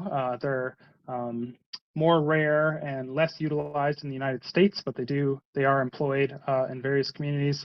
And basically, similar to what we've been talking about today, they're designed to ensure that host communities realize both short and long-term benefits from new projects in the area. And with mining communities, these are an especially appealing tool because, as we all know, mining communities have a long history of a big ramp up when a new project comes in, followed by a intense period of economic activity and growth, population growth, things of that nature. But then there's often this inevitable decline, hence the kind of boom bust mining town in the West that we often think about, and those abandoned ghost towns that I'm sure many of us have visited. So CBAs are seen as a potential tool to help get out in front of that and ensure that communities, again, are able to realize long-term benefits. And they also, from the developer perspective, can really help with kind of widespread approval and acceptance of a project, a way to kind of formalize that community engagement piece. So I'm going to highlight just a couple challenges here, like I mentioned, from the community perspective. So the first one I want to point to is a capacity mismatch. So again, thinking about especially rural places, if they're thinking about a CBA and wanting to approach a project developer, there's often going to be a pretty significant capacity mismatch there. So the folks in the rural community might be volunteering their time. They're serving in a number of different leadership roles potentially in their community, while the developer has significantly more capacity, obviously financial resources and other technical resources and things of that nature that they can draw on. So making sure to keep in mind that that capacity mismatch is real is one of the first kind of challenges. Second, varying priorities, and what I mean here is that communities are not a monolith, right? Especially in rural places, we like to sometimes paint with an overly broad brush, but there are distinct groups that have potentially differing priorities in rural places, and ensuring that you're strategic about reaching out to different stakeholders and bringing in different groups to hear different concerns and priorities from the get-go is a big priority. And then finally, uncertain project timelines. So again, my experience and work is in mining projects, but I think this is broadly true of industrial scale projects.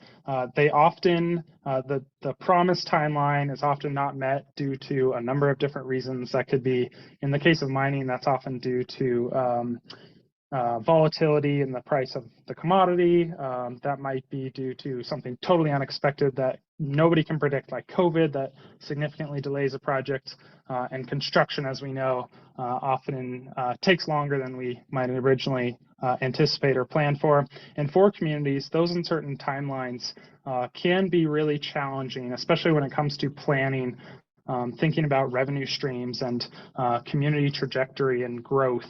If a new project's coming in that's going to have a significant impact on a rural community, not knowing when that's going to happen can really hamstring certain, local government and planning, thinking ahead.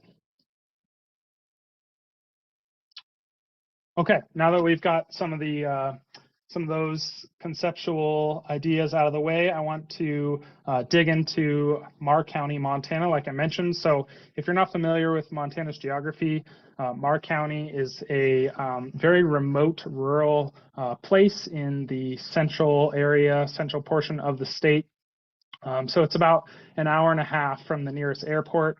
The county is about 2,000 square miles and has just about that many residents, 2,000. So very low population density, disconnected from service centers and urban areas in the state, isolated by mountain ranges, which you might be able to see on that map there. So travel, especially in the winter, trying to get to the nearest kind of urban area is not only long, but sometimes difficult.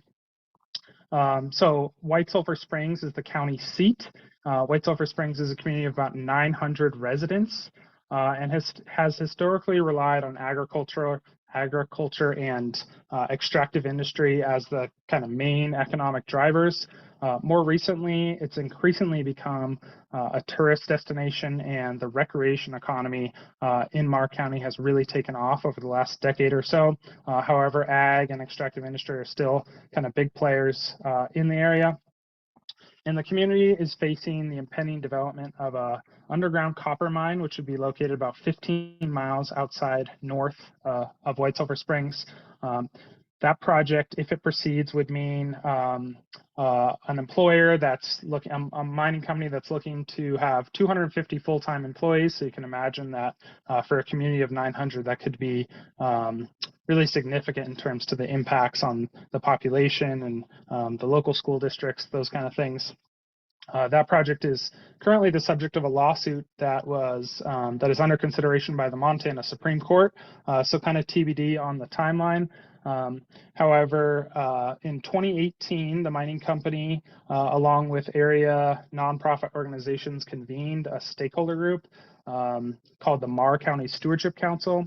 That group is comprised of community leaders in White Sulphur and in the surrounding area, and they've been meeting monthly. Again, since 2018, they became a formal incorporated 501c3 in 2020. And they are, as I mentioned in the intro, they are actively negotiating a community benefits agreement with the mining company. I can share some of sort of the pillars of that agreement. I can't share too many of the details as it's still in active negotiation, but I can provide some of the lessons learned kind of along the way over the last few years. So one of the first questions that I get when I introduce Marr County and the Marr County Stewardship Council and their work is, how did the group come together, right? And I think that can be valuable to this audience. So when you're setting up a board, an advisory board, in this case it's called a stewardship council, there's a couple key things that I think are important to remember. The first one is that oftentimes such a group will not exist.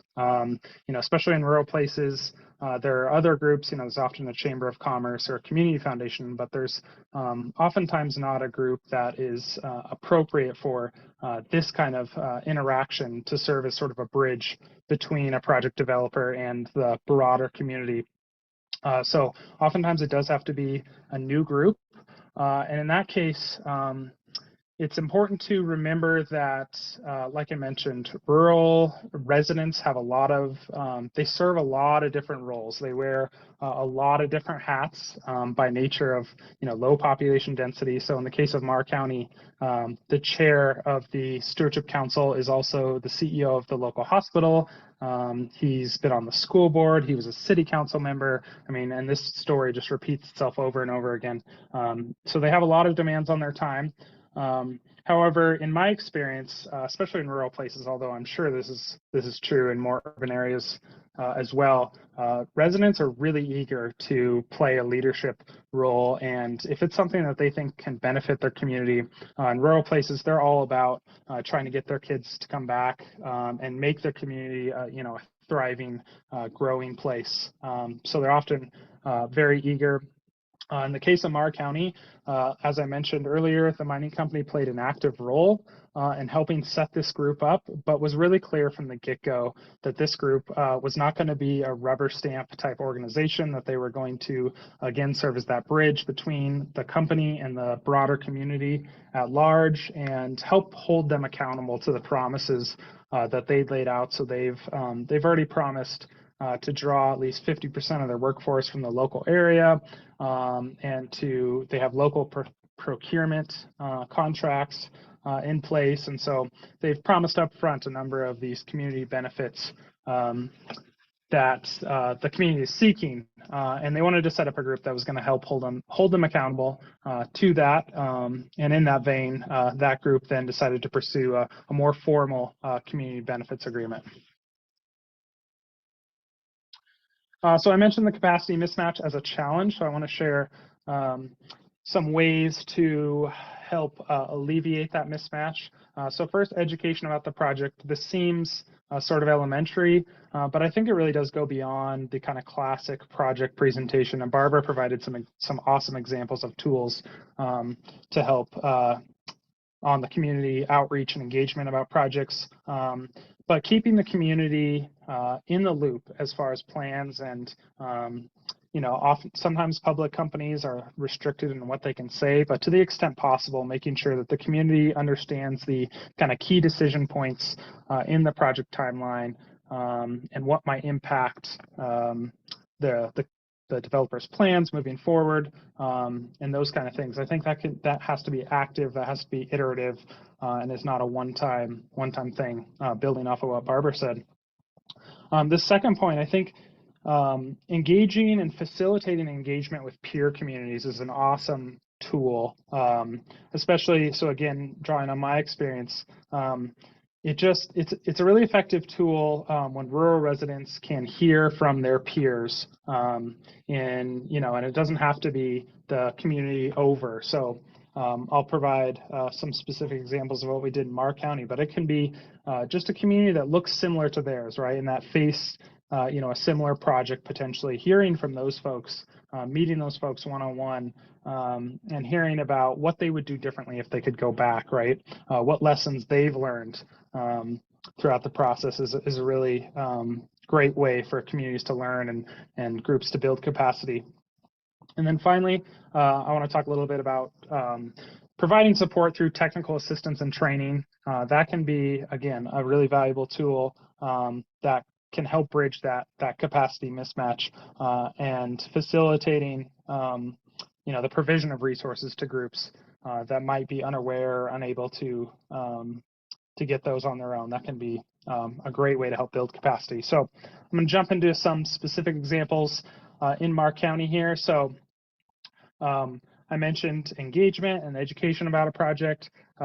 So one of the awesome things that the company has done in Marr County is they provided public tours, which are available anytime, really. You can call and ask for a public tour in groups of any size. Getting out to the project site, it doesn't look like a mine yet because they haven't built it, but getting out there and seeing what it's going to look like and having company representatives talk through that and the potential impacts on the landscape and how they're going to mitigate those is a really valuable piece. Offering to provide, beyond, like I mentioned, just kind of a standard presentation, to provide other insight into the company structure and their plans for the future going forward. That's another great tool that the company in Marr County has utilized. I mentioned peer-to-peer learning. So in Marr County, we actually organized a town hall where we had a panel of residents in rural communities, other communities in Montana, and then one actually from the Upper Peninsula of Michigan that came and talked to the residents of White Sulphur Springs again about what they would do differently if they could go back, right? The mining communities and just community leaders. A few local government folks, but other community members that serve on different boards and just play that leadership role. So that was a really, really effective meeting and really kind of shaped the development of the Marr County Stewardship Council. And then finally, I mentioned providing technical assistance. So this can be more than just providing information about a project. This can, in the case of Marr County, one of the things that the Stewardship Council has done is, with the help of the developer, they've connected with area and regional nonprofits that specialize in this case, this group, One Montana, in bridging kind of the rural-urban divide and controversial issues and working through those with different stakeholders. The groups talk to experts from universities, both in Montana and as far as the University of Queensland in Australia. Again, just drawing on those peer experiences and what experts have to say about some measures and strategies for thinking about what you want to get and how you want to benefit your community in the long run. Okay, just quickly, as I'm kind of running out of time here, I want to provide a couple takeaways on negotiating a CBA. So like I mentioned, I can't share a ton of details about the active negotiations in Marr County. However, I will say that the three kind of main pillars of that agreement, one is long-term community investment. So the Stewardship Council was really keen on ensuring that it's supposed to be a short-term project. 8 years is the projected mine life. So making sure that beyond just, again, that kind of upfront and early economic boost, they want to make sure that there's long-term community investment. The second, impact mitigation. So covering for gaps that might not be addressed in the regulatory landscape.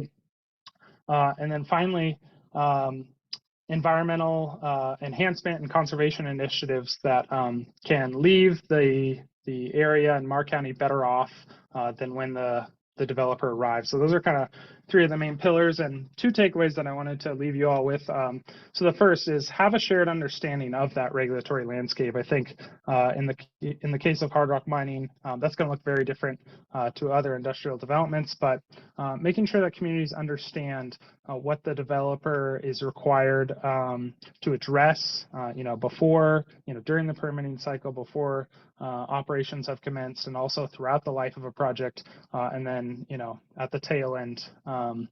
If communities understand that, then that leads to less misunderstanding about what they can provide, and then you can identify the areas that an ad hoc agreement like a community benefits agreement can supplement. And then finally, relying on best practices seen in other agreements. So I mentioned CBAs are in use tied to different mining projects across the world. And oftentimes those agreements are longstanding and looking to those for inspiration on how to structure, a legal contract between a community group and a developer, for example, or how to ensure that a project survives ownership transition and ownership change if the project is to sell sometime during the operational life.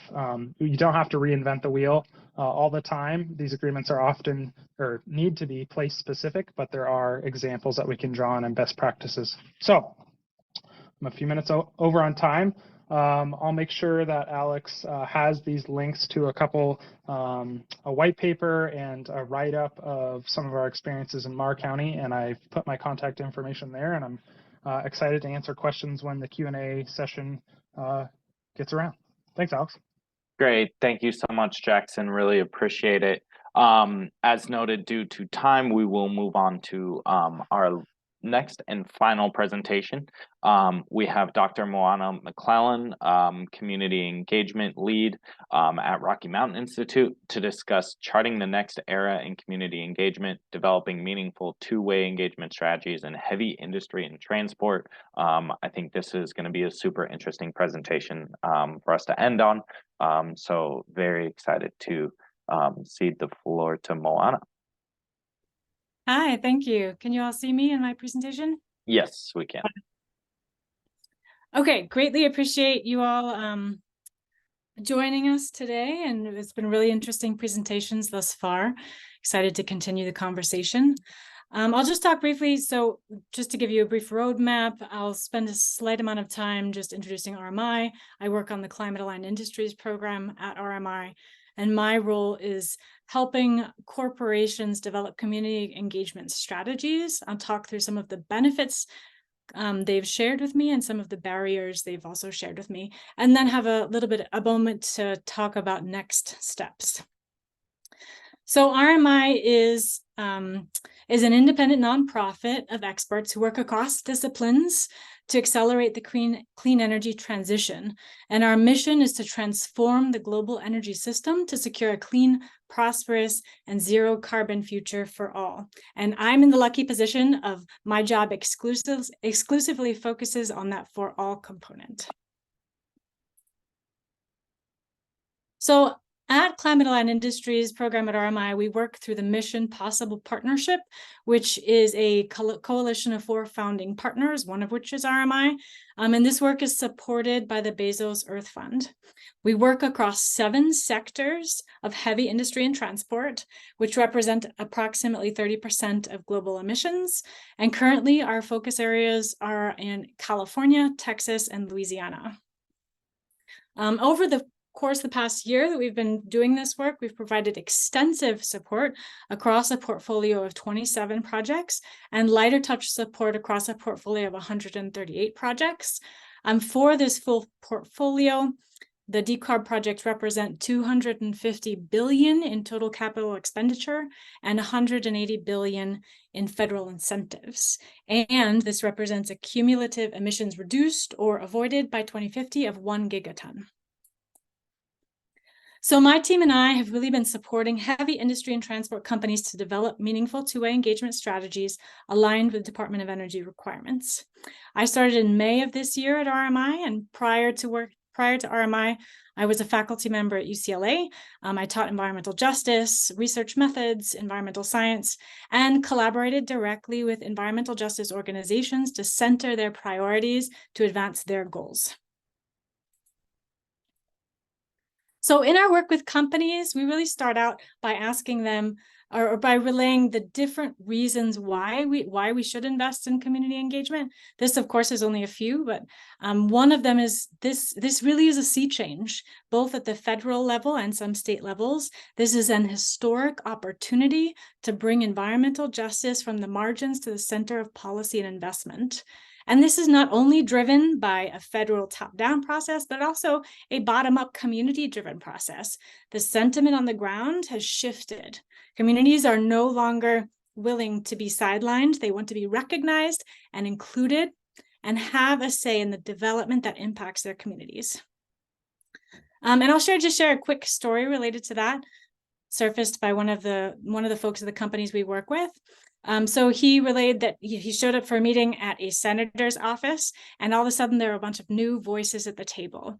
So he felt like it was being thrown into the fire. He wasn't expecting this. He was sitting down with a local college that was a minority serving institution, new faces for workforce development and unions, a high school principal from an underserved community. And the underlying question that all of these folks had was, what does this development mean for us and our community? The second reason to really invest in community engagement that I have up here is a just transition. We have a long history of discriminatory infrastructure development. We want communities to be able to prosper and thrive in this energy transition. Personally, this is where my heart lies, but there's still a lot of other good reasons to invest in community engagement. And I put this little note in here to myself, the code switching. So and this is what I explained to companies too. My heart is in it for the just transition, but that doesn't mean that that's the only reason to invest in community engagement. And so for these unlock, a big one for companies is the opportunity to unlock funding and the opportunity to de-risk and enable better projects. So I'll start just with an overarching conceptual framework. I love this paper by Lawrence Susskind and his colleagues. They evaluated the 53 utility scale renewable energy projects that were either delayed or blocked between 2008 and 2021 across 28 US states. And they discovered that about half of those projects were permanently canceled because of socially oriented opposition, resulting in a loss of nearly 4,600 megawatt of potential power generation capacity. And 30% of that was really because of a lack of public participation. So I'll let you just read this quote, which I think is pretty apropos to this discussion.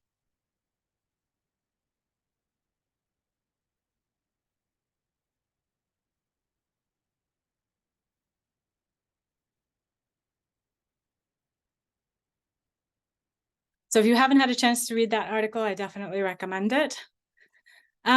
So this is a high-level overview of community benefits guidance from the industrial decarb funding opportunity announcements. The slide is developed by my colleague Harish Rez. And for anyone that's completed a FOA, the 4 pillars here will be instantly recognizable. And the 5th greatest benefit for the greatest number is just specific to the industrial decarbonization FOA, basically a way to quantify the impact. But for many companies, this is a tectonic shift. And so in general, in talking with men and women from these companies, this is the sentiment expressed when trying to develop a CBP in line with the DOE requirements. It's rampant confusion. This largely feels to many companies that like it's come out of left field. It hasn't, as especially, Dr. Rose mentioned that specifically that we have a robust history of community benefits agreements, especially outside of the US, for mining and for oil and gas. So we can reference those in developing these new community benefits agreements. And the principles and practices have been developed over the course of decades through environmental justice. But for most companies, this really is a tectonic shift. I'd just like to emphasize that on the ground, the prior social license to operate is obsolete. Communities are no longer willing to accept this business as usual operations. And taxpayers really are supporting this substantial amount of money to decarbonize our economy. And so that we need to maintain that public goodwill, and meaningful two-way engagement is key to doing that. And I'd also say that this is exceptionally critical for first-of-a-kind projects. We need to be really thoughtful in our approach to community engagement for these initial projects, or we risk souring public opinion and not being able to meet our climate goals. So community benefits plans, it's both a timeline shift and a mindset shift. The timeline shift is we need to start engaging a lot earlier than most companies have engaged before. We need to engage throughout the life cycle of a project, sync community engagement with project workflow, have a plan for community engagement even after the end of a project, because a community is still there even if a plant is no longer operating. Mr. Rose spoke to that as well. And it's also a mindset shift. So reframing community engagement from a cost to an investment that de-risks and enables better projects, and then incorporating community engagement as a practice of successful business.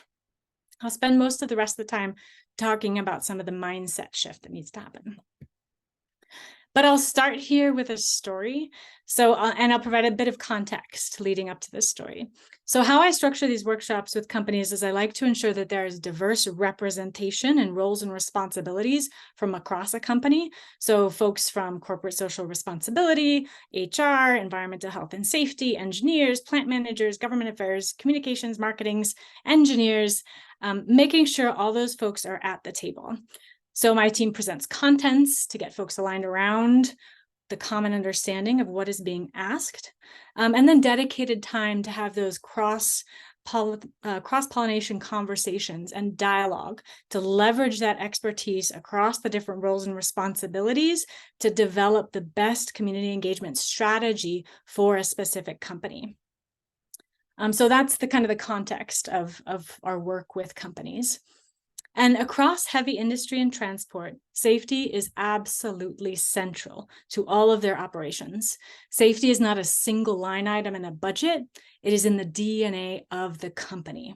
So near the end of a two-day engagement with a specific company, one of the employees came up with the idea that they should use the safety excellence maturity model as a framework for understanding the trajectory and progression of how community engagement should be integrated across their company. So I won't go through all of this matrix, but the idea was to, recognizing that we're starting out with not very much information, not very much capacity in how to execute meaningful two-way engagement strategies. But the aim is to move from this initial phase towards a level of excellence, where you're connecting silos across the company, forming partnerships, and have a company-wide culture of community engagement. So how do we help move companies towards that vision, where community engagement is not a cost, but an investment, and where it's not a line item in a budget, but in their DNA? So my aim here is to surface some of the emergent benefits men and women at companies have spoken to me about, and some of the barriers, and really to align on this question of what can help support companies to develop community benefits plans. I'll roll through some of the benefits rather quickly here and focus on some of the barriers. So some of the benefits companies have shared with me is this builds stronger mutually beneficial relationships with local companies. It can improve business success, de-risk projects, improve brand image, build a strong talent pipeline, of course, unlock opportunities for new funding. And then with this new federal funding, this becomes an efficient way to develop community engagement startups, and because it covers some of that overhead and increased return on investment for those types of programs. I'll describe a narrative here that's really kind of a common misconception that I've encountered numerous times. It goes like this. We're in crunch time. The climate math is clear, so we must act swiftly and scale rapidly. Climate change solutions will be universally embraced, especially by communities that face the worst of the impacts. I think one of the fundamental ideas to consider here for community engagement is that climate professionals, and I also include climate forward companies in this categorization, and communities think very differently about climate change issues. Holly Jean Buck describes this as the double unseeing. So climate professionals and climate forward companies then focus on that climate math, the scale of infrastructure, the trade-offs between different types of approaches and climate impacts.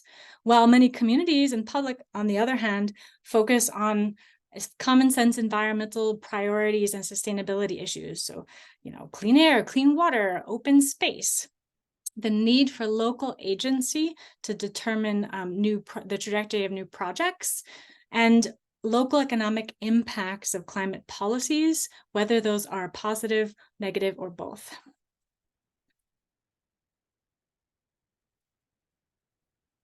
And I think one of the ways that this particular issue shows up in the work that we've done with corporations is that, companies seem to really want to get credit from communities for the company's decarbonization efforts. And I want to acknowledge here that that it does take Herculean efforts to decarbonize heavy industry and transport. It is no small task. And given this effort, some of the men and women within companies have wondered why they don't seem to get credit from communities for decarbonizing. But if you spend a little bit of time thinking about it, there's such a substantial mismatch between the individual impact that a company is going to have in decarbonizing and towards the specific benefits that a community might receive because of those decarbonization efforts. So in essence, decarbonization is a planetary scale issue.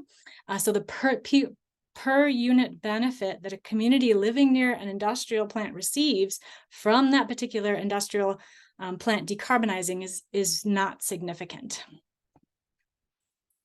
So one of the ways to really align this double unseeing is through meaningful two-way engagement, as represented here in the screenshot from the CBP 101 seminar. Another barrier that companies face is that this is new. They haven't done this before. So there's a rampant lack of confusion. There's a rampant confusion, a lack of understanding, and a lack of experience. I'll let you scan through some of the comments that men and women at companies have shared with me through this work.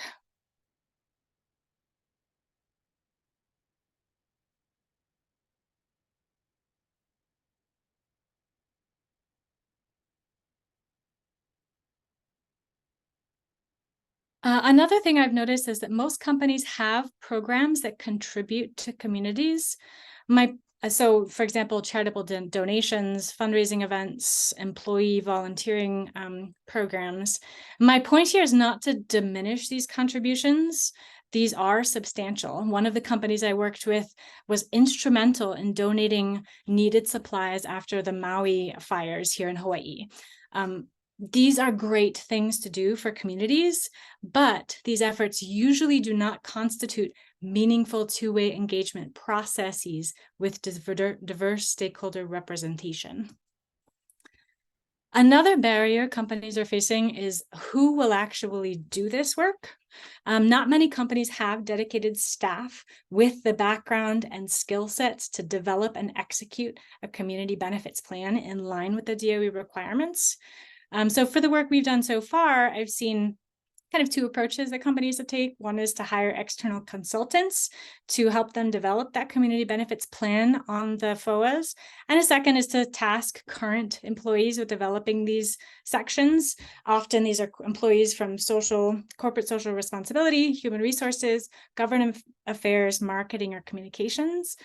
But often these folks don't actually have the requisite expertise or experience.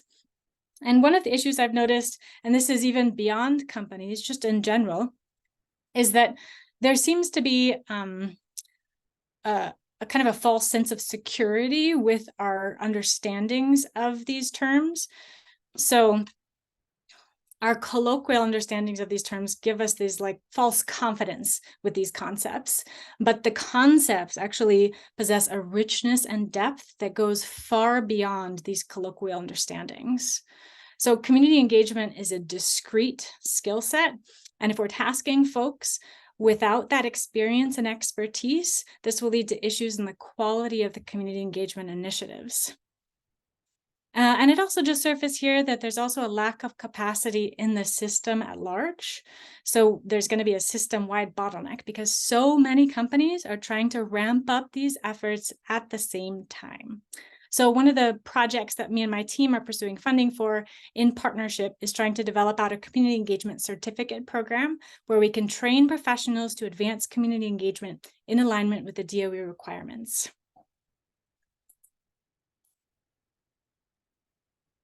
And finally, we've been working with individual companies to advance their understanding to align with this next era of community engagement. And we're currently fundraising to scale up our impact, to develop parallel educational cohort programs, one that's industry facing and another that's community organization facing that will run in parallel. This way, we can begin to develop content and facilitated activities that meet companies where they are and that meet community-based organizations where they are. And then the overall aim of this work would be to begin to start to think about and develop what are those bridges between companies and CBOs to develop equitable community benefits plans. So just to summarize some of the main points I hope to leave you with is that companies really need to fundamentally rethink their approach. Communities deserve to be at the table in this process and influence the outcome and trajectories. And without meaningful two-way engagement, we risk not being able to meet our climate goals. Companies see both benefits and barriers in developing and implementing community benefits plans. So then the next steps for us and my team are really to develop these parallel cohort strategies to align companies and community-based organizations to enable that co-development of CBPs. And that is it for me. Thank you so much. And I'm excited to talk on the panel with Jackson and Barbara. Great. Thank you so much, Moana, and thank you, Jackson. Thank you, Barbara. We again have a bunch of questions that have come in. Some of them have been answered via chat, but let's get to it. So the first one that I'd like to ask is, how do you recommend creating CBAs or other agreements that incorporate the concerns and priorities of all different community stakeholder groups? What if concerns, priorities conflict?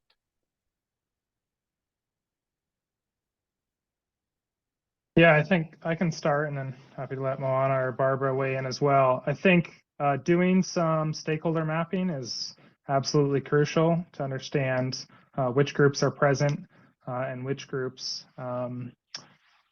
which priorities are out there. So I think some stakeholder mapping up front, and I think there's often a compromise necessary. And I think, at least in my experience, it's important to keep in mind that certain groups that are more organized are going to come to the table with an agenda or priorities that are sort of prepackaged, ready to go, and other groups might need a little bit more support to help flesh out their priorities and their goals stemming from a project. So I think compromise and stakeholder mapping is how I'd answer that.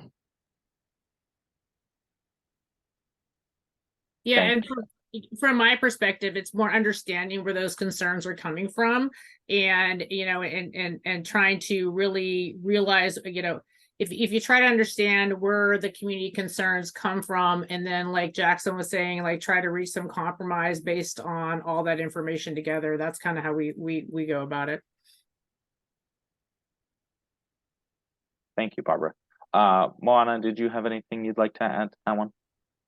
I would just echo some of Barbara and Jackson's sentiments and really focus on what Barbara mentioned is that to enable that dialogue and those iterative discussions, smaller groups tend to be better, like when you can really source diverse representation from a community, but have the type of conversations where it's not where it's less performative and more about really deciding together that you would like to reach a certain goal. And so enabling that dialogue to occur. Great, thank you. Moving on to our next question, and Barbara, I saw that you typed in an answer, so thank you for doing that. I'd like to pose this to the broader group, because I think it's a good one. How do you address mistrust in fact sheets or technological information you put out as a developer?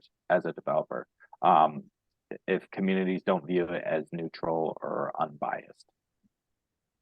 And I guess I answered in the chat, but I'll take this one. We lean very heavily on our national labs and universities to really validate our story.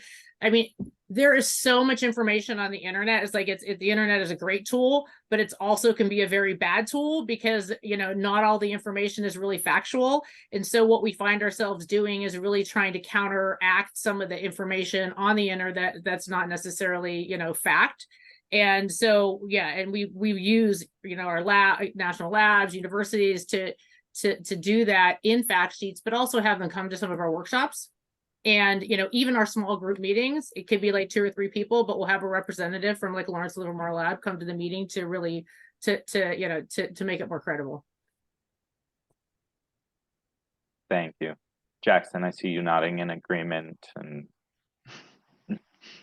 Yeah, I would just echo what Barbara said. And I think also connecting groups with independent experts. She mentioned national labs. I talked about universities and, you know, those kind of regional experts that are often, you know, this is what they do. So they're often more than willing to share with communities some best practices and insights onto the specific technology or nature of a project. great. Thank you. Moana, I want to give you an opportunity, or I can move to the next question. Up to you. Barbara and Jackson really answered it same way I would, so please. Okay, perfect. This one kind of spans both sessions that we talked about. So I'll also kind of give our DOE speakers an opportunity to answer this if they would like. Have you assessed the cost impact of the CBP on the feasibility of a CCUS project? How far does an investor have to finance actions to address community needs or concerns, cumulative and/or incremental? And then how do we define federal, state, local government, private responsibility in addressing community needs or concerns? I'm happy to take an initial stab at this.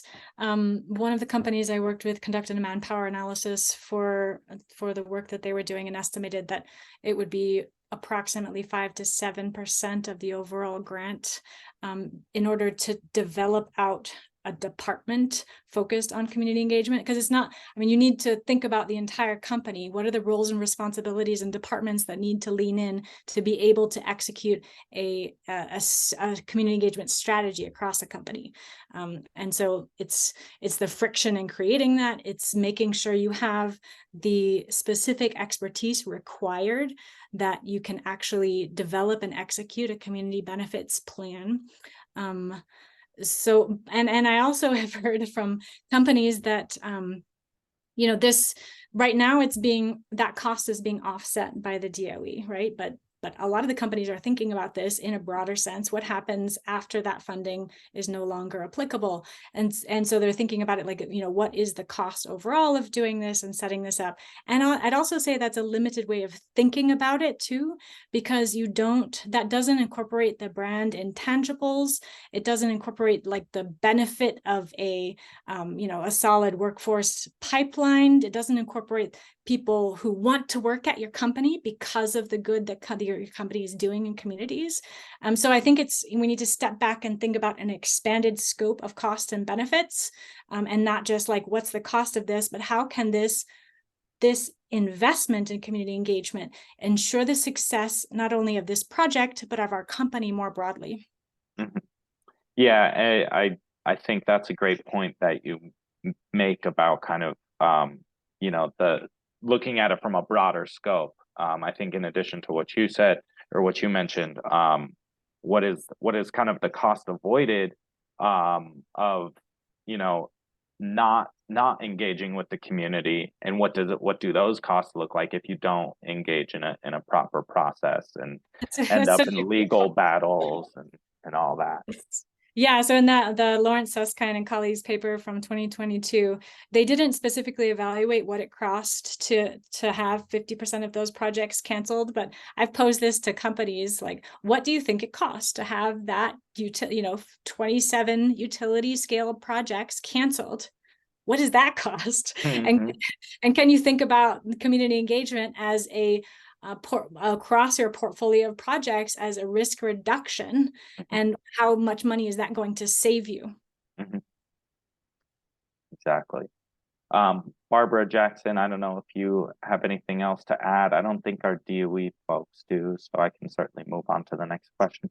Just I gotta reiterate what Ramona said, and I mean it's how you do business, right? This is how we've done business for a long time. It's just evolved over time as communities become more, they become smarter and more engaged, and which is a good thing. So, And speaking of stakeholders becoming more engaged, have you noticed that stakeholders who are opposed or hesitant are still willing to engage because they want their voices to still be heard, slash still have a seat at the table? Yeah, how excuse me, how can you kind of continue engagement with those who are opposed to the project? I think they do. I think it's continuing that conversation, right? I mean, to try to address some of their issues, or to is it more education that they want? Is it more, what exactly, trying to get to the root of their opposition piece of it. So. And then following that, how do you select the representatives of your advisory board? If you want communities to elect representatives, how do you do that in a procedurally just way? Who are the leaders in these engagement processes?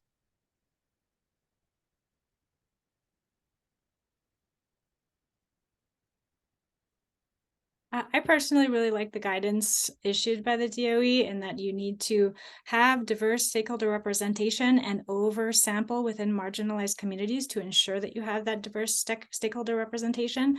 I'm not saying that's an easy thing. It's often difficult to find the right people at the table, and to make sure that they have like wraparound services that enable that continued engagement.